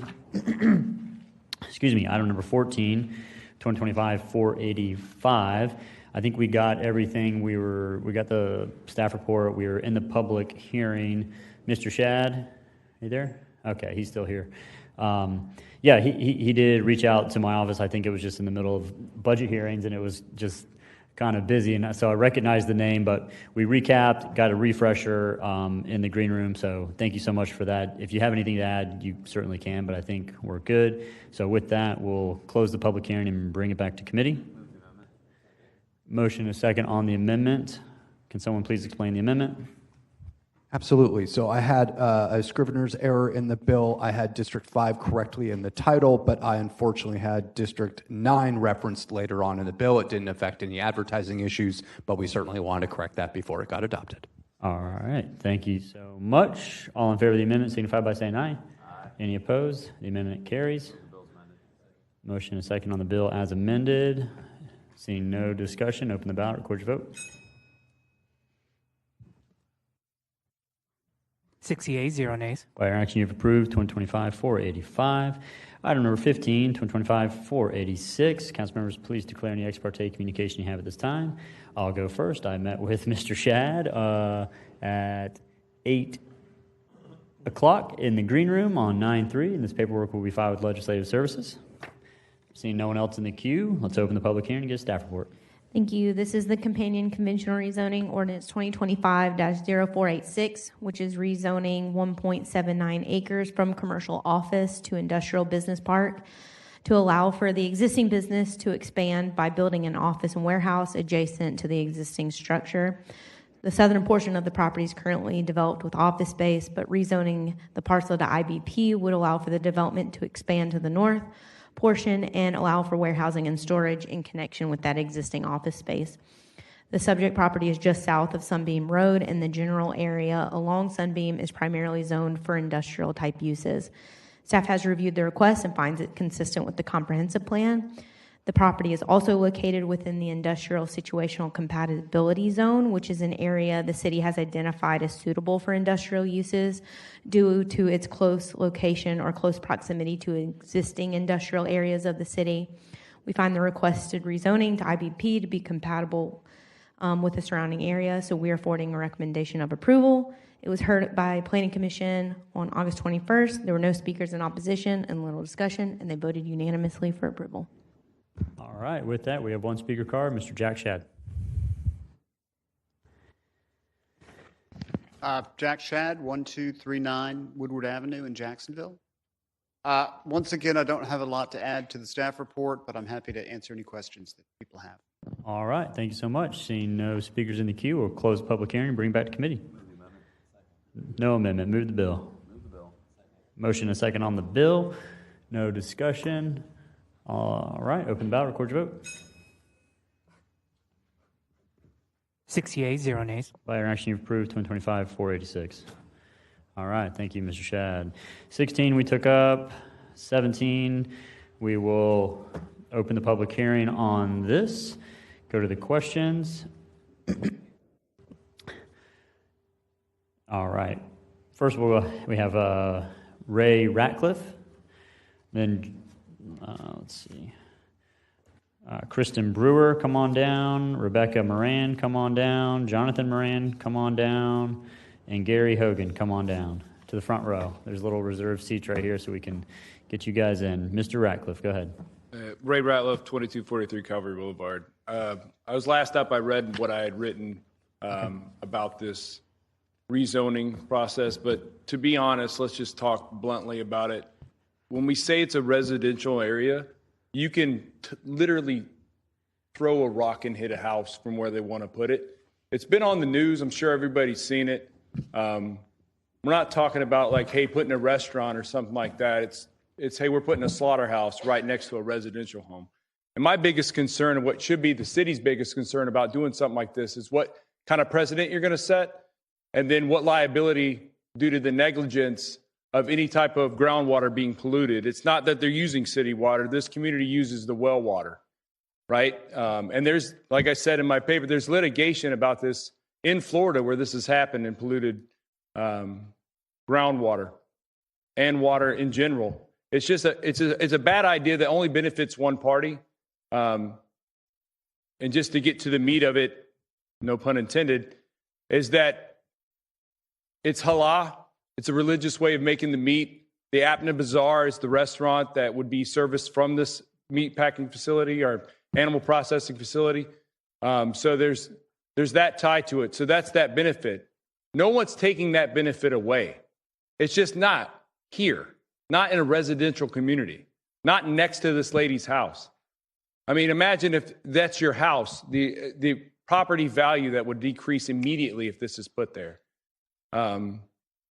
So it's not really, and I get the animal cruelty and all that comes along with it, but what I'm saying is just simple, like basic community compatibility. So it's hard to really point to facts outside of what's already been published and what's already been approved. And we go back to talking about the comprehensive plan of 2045. I mean, right there, it says it all. Like, this makes no sense in accordance with that comprehensive plan in any way, shape, or form. For residents, for the businesses that are abut to this location, for traffic, it just makes no sense. So just being on its face, no sense. So that's all I got to say. Thanks. All right, thank you, sir. Next, we have Kristen Brewer. Kirsten Brewer, and my address is on file. Okay, so I oppose, obviously, the butchering slaughterhouse. Slaughterhouses do not belong near any homes, schools, restaurants, or businesses. That should be common sense. Cornerstone Classical Academy, they back up to Cortez and they're expanding. And I know it's like a 2 or 3 year wait to get your child into that school. Their cross-country team runs right down to the end of the road where the slaughterhouse will be. You're heading to a Jags game, taking your kids to school, and you show up at the corner there and you smell something. Yeah, you can explain that's the wonderful smell coming from the slaughterhouse. We're already negatively impacted by the traffic from Abna Bazaar. If a semi is making a right-hand turn onto Cortez Road, the center lane, all traffic has to back up. So the truck can pull in. And if you're in the turn lane, you have to hug the curb.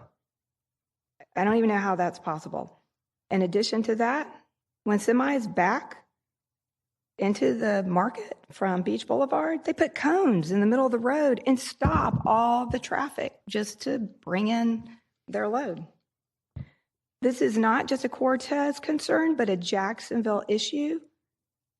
We just found out about this just a few days before the August 21st meeting. It was going to very quickly get passed through, and one resident received a card. I called the city to confirm that this wasn't true. This was true.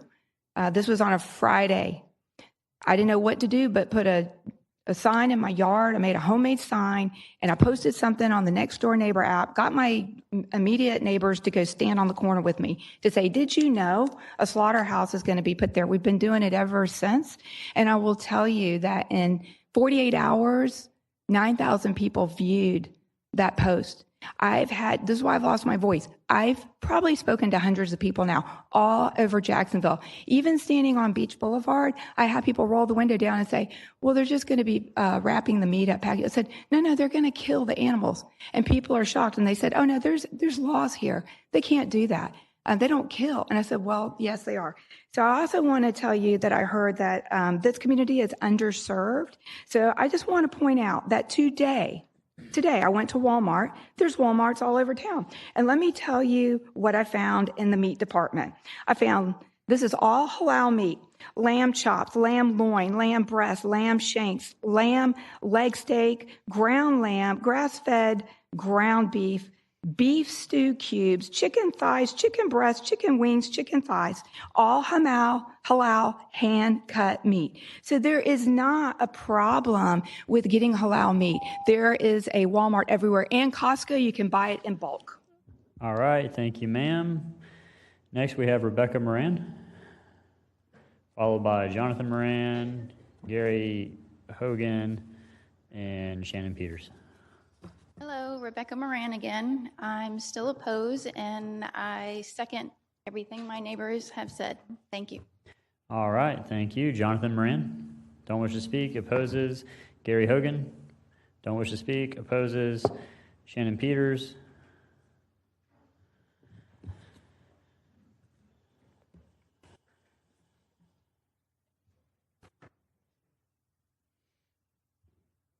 Shannon Peters again. My address is on file. When I was looking at PUDs and rezoning and that, I kept seeing a reoccurring theme about creating more unified and harmonious communities, meeting the goals of a community's ordinance or site plans. And I'm wondering about what community would be served by changing the zoning here for this facility. Community of people that are coming from other communities to do their shopping there, yes. Community of the actual community and where this facility will be, no. This does not serve our community where it is at all. It does the exact opposite. That's it. Okay, thank you. Christine Marr opposes, does not wish to speak. Carla Looney does not wish to speak, opposes. Joel Looney opposes, does not wish to speak. So with that, this public hearing will be continued until 10/7/2025. Moving on, item number 18, 2025-489. Open the public hearing, get a staff report. Thank you. Ordinance 2025-489 is for a small-scale land use amendment at 1660 Lindsay Road between Normandy Boulevard and Greek Road in the suburban development area. The subject site is 1.5 acres, and the applicant seeks a land use change from low-density residential to community general commercial to allow for commercial development on the site. The site currently contains a single-family dwelling unit with a detached garage. There are 2 parcels abutting the site to the east. Those parcels are both in the CGC land use category and are under common ownership with the subject site. The proposed land use change would unify all three parcels owned by the applicant under the CGC land use category. The site is approximately 250 feet south of Normandy Boulevard, which is classified as an FDOT principal arterial road. For these reasons and others outlined in the staff report, the Planning Department forwards you a recommendation for approval. The Planning Commission unanimously recommended approval at their August 21st meeting with minimal discussion. Thank you. All right. With that, we'll go to the speaker cards. Ms. Cindy Trimmer. Good evening. Thank you so much. Cindy Trimmer, 1 Independent Drive, Suite 1200 on behalf of the applicant. Am I the only card? Yes. I'll be as brief as humanly possible. I represent All Weather Contractors. They own the parcels immediately to the east. They purchased this one with the intent of using the existing structures on site to serve as an office, an additional storage facility for the contractors. They do HVAC, mechanical, plumbing.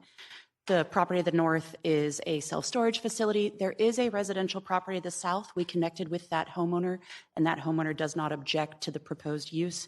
With that, I will stand by for questions. All right. We have no speakers in the queue, so we will close public hearing and bring it back to committee. Motion and a second on the bill. No discussion. Open the ballot. Record your vote. 6 yeas, 0 nays. By your action, you've approved 2025-489. Item number 19, 2025-490. Council members, please declare any ex parte communication you have at this time. Councilmember White, you're recognized. Thank you, Chair. I just did have ex parte with Ms. Trimmer this afternoon on the project. She just refreshed my memory, and that will be filed. Thank you. All right. Thank you for that. Let's go ahead and open the public hearing and get a staff report. Thank you. This is the companion conventional rezoning ordinance 2025-0490, seeking to rezone approximately 1.5 acres from RLD 60 to CCG 1. The conventional rezoning is being sought to be compatible with the existing developments within the immediate area, which includes other commercial uses. Subject property is located south of Normandy Boulevard, with the entrance to the parcel from Lindsay Road. The adjacent properties are zoned CCG1 and CCG2, with uses consisting of personal property storage facility, trade contractor's business, and then open storage and warehousing. Staff has reviewed the request and finds that the rezoning is consistent with the comp plan. It furthers the goals and objectives of that comp plan. And we find it consistent and compatible with surrounding uses. So because of these reasons, we forward a recommendation of approval. It was heard at Planning Commission on August 21st. There were no speakers and little discussion, and they voted unanimously for approval. All right. Thank you. One speaker card, Cindy Trimmer.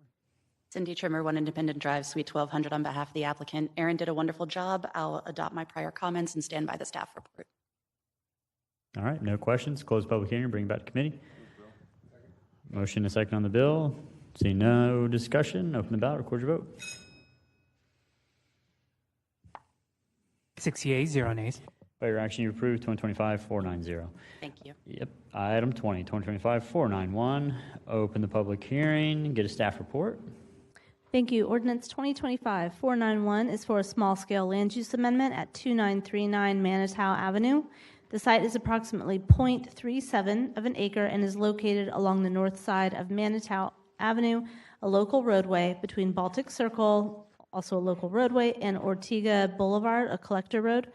The applicant seeks a land use change from residential, professional, institutional to community general commercial in the urban development area.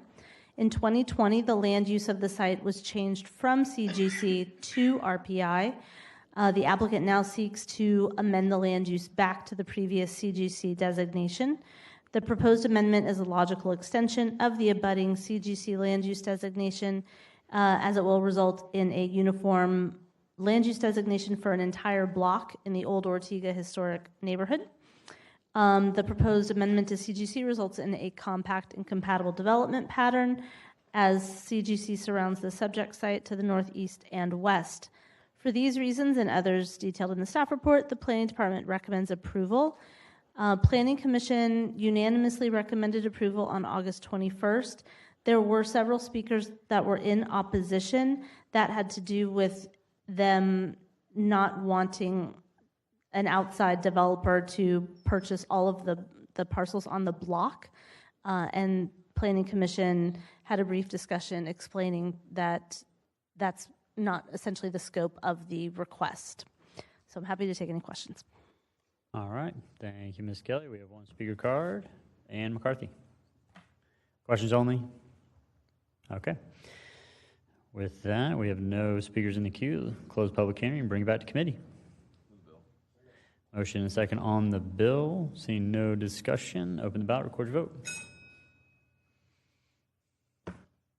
6 yeas, 0 nays. By your action, you approve 2025-491. Item number 21, 2025-492. Council members, declare any ex parte communication you have at this time.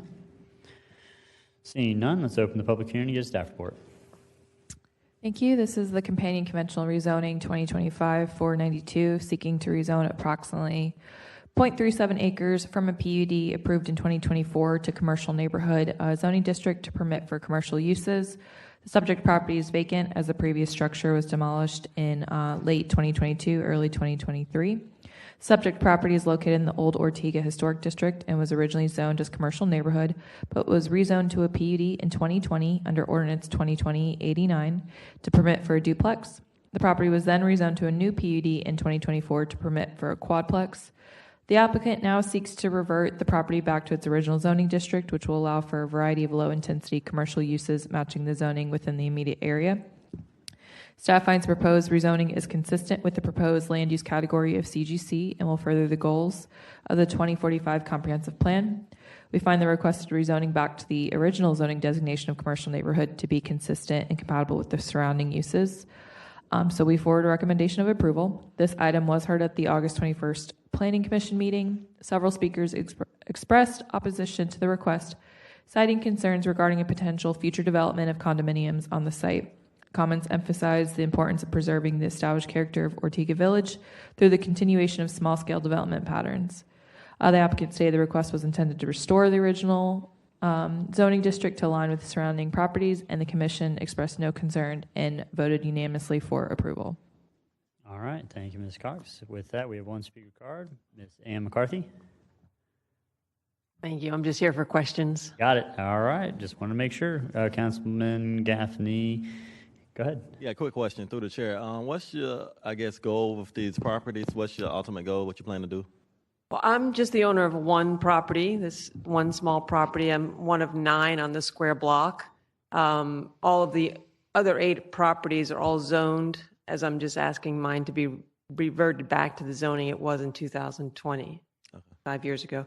We're probably going to sell it to somebody who owns 5 of those 9 properties. But even if we don't sell it, we still want to have the zoning consistent with the rest of the properties on the block. Okay. All right. Thank you. Just a question. All right. Thank you so much for that. Did we close the public hearing? All right. We're going to close the public hearing and bring it back to committee. Motion and a second on the bill. No discussion. Open the ballot. Record your vote.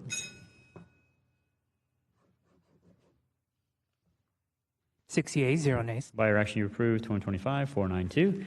Thank you for waiting. Unless you have any other ones. Yeah, thanks for waiting on that.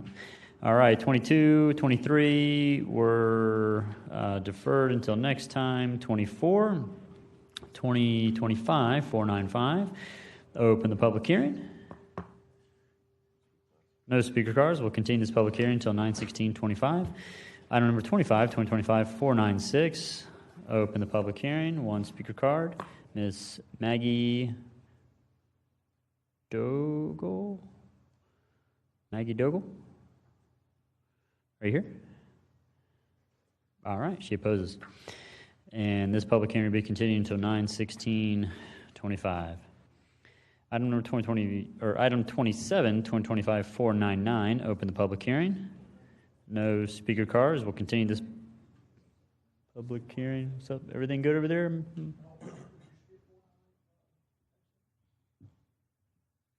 Did we? 26. Okay. Did we do 26 or no? Okay. We did 26. All right.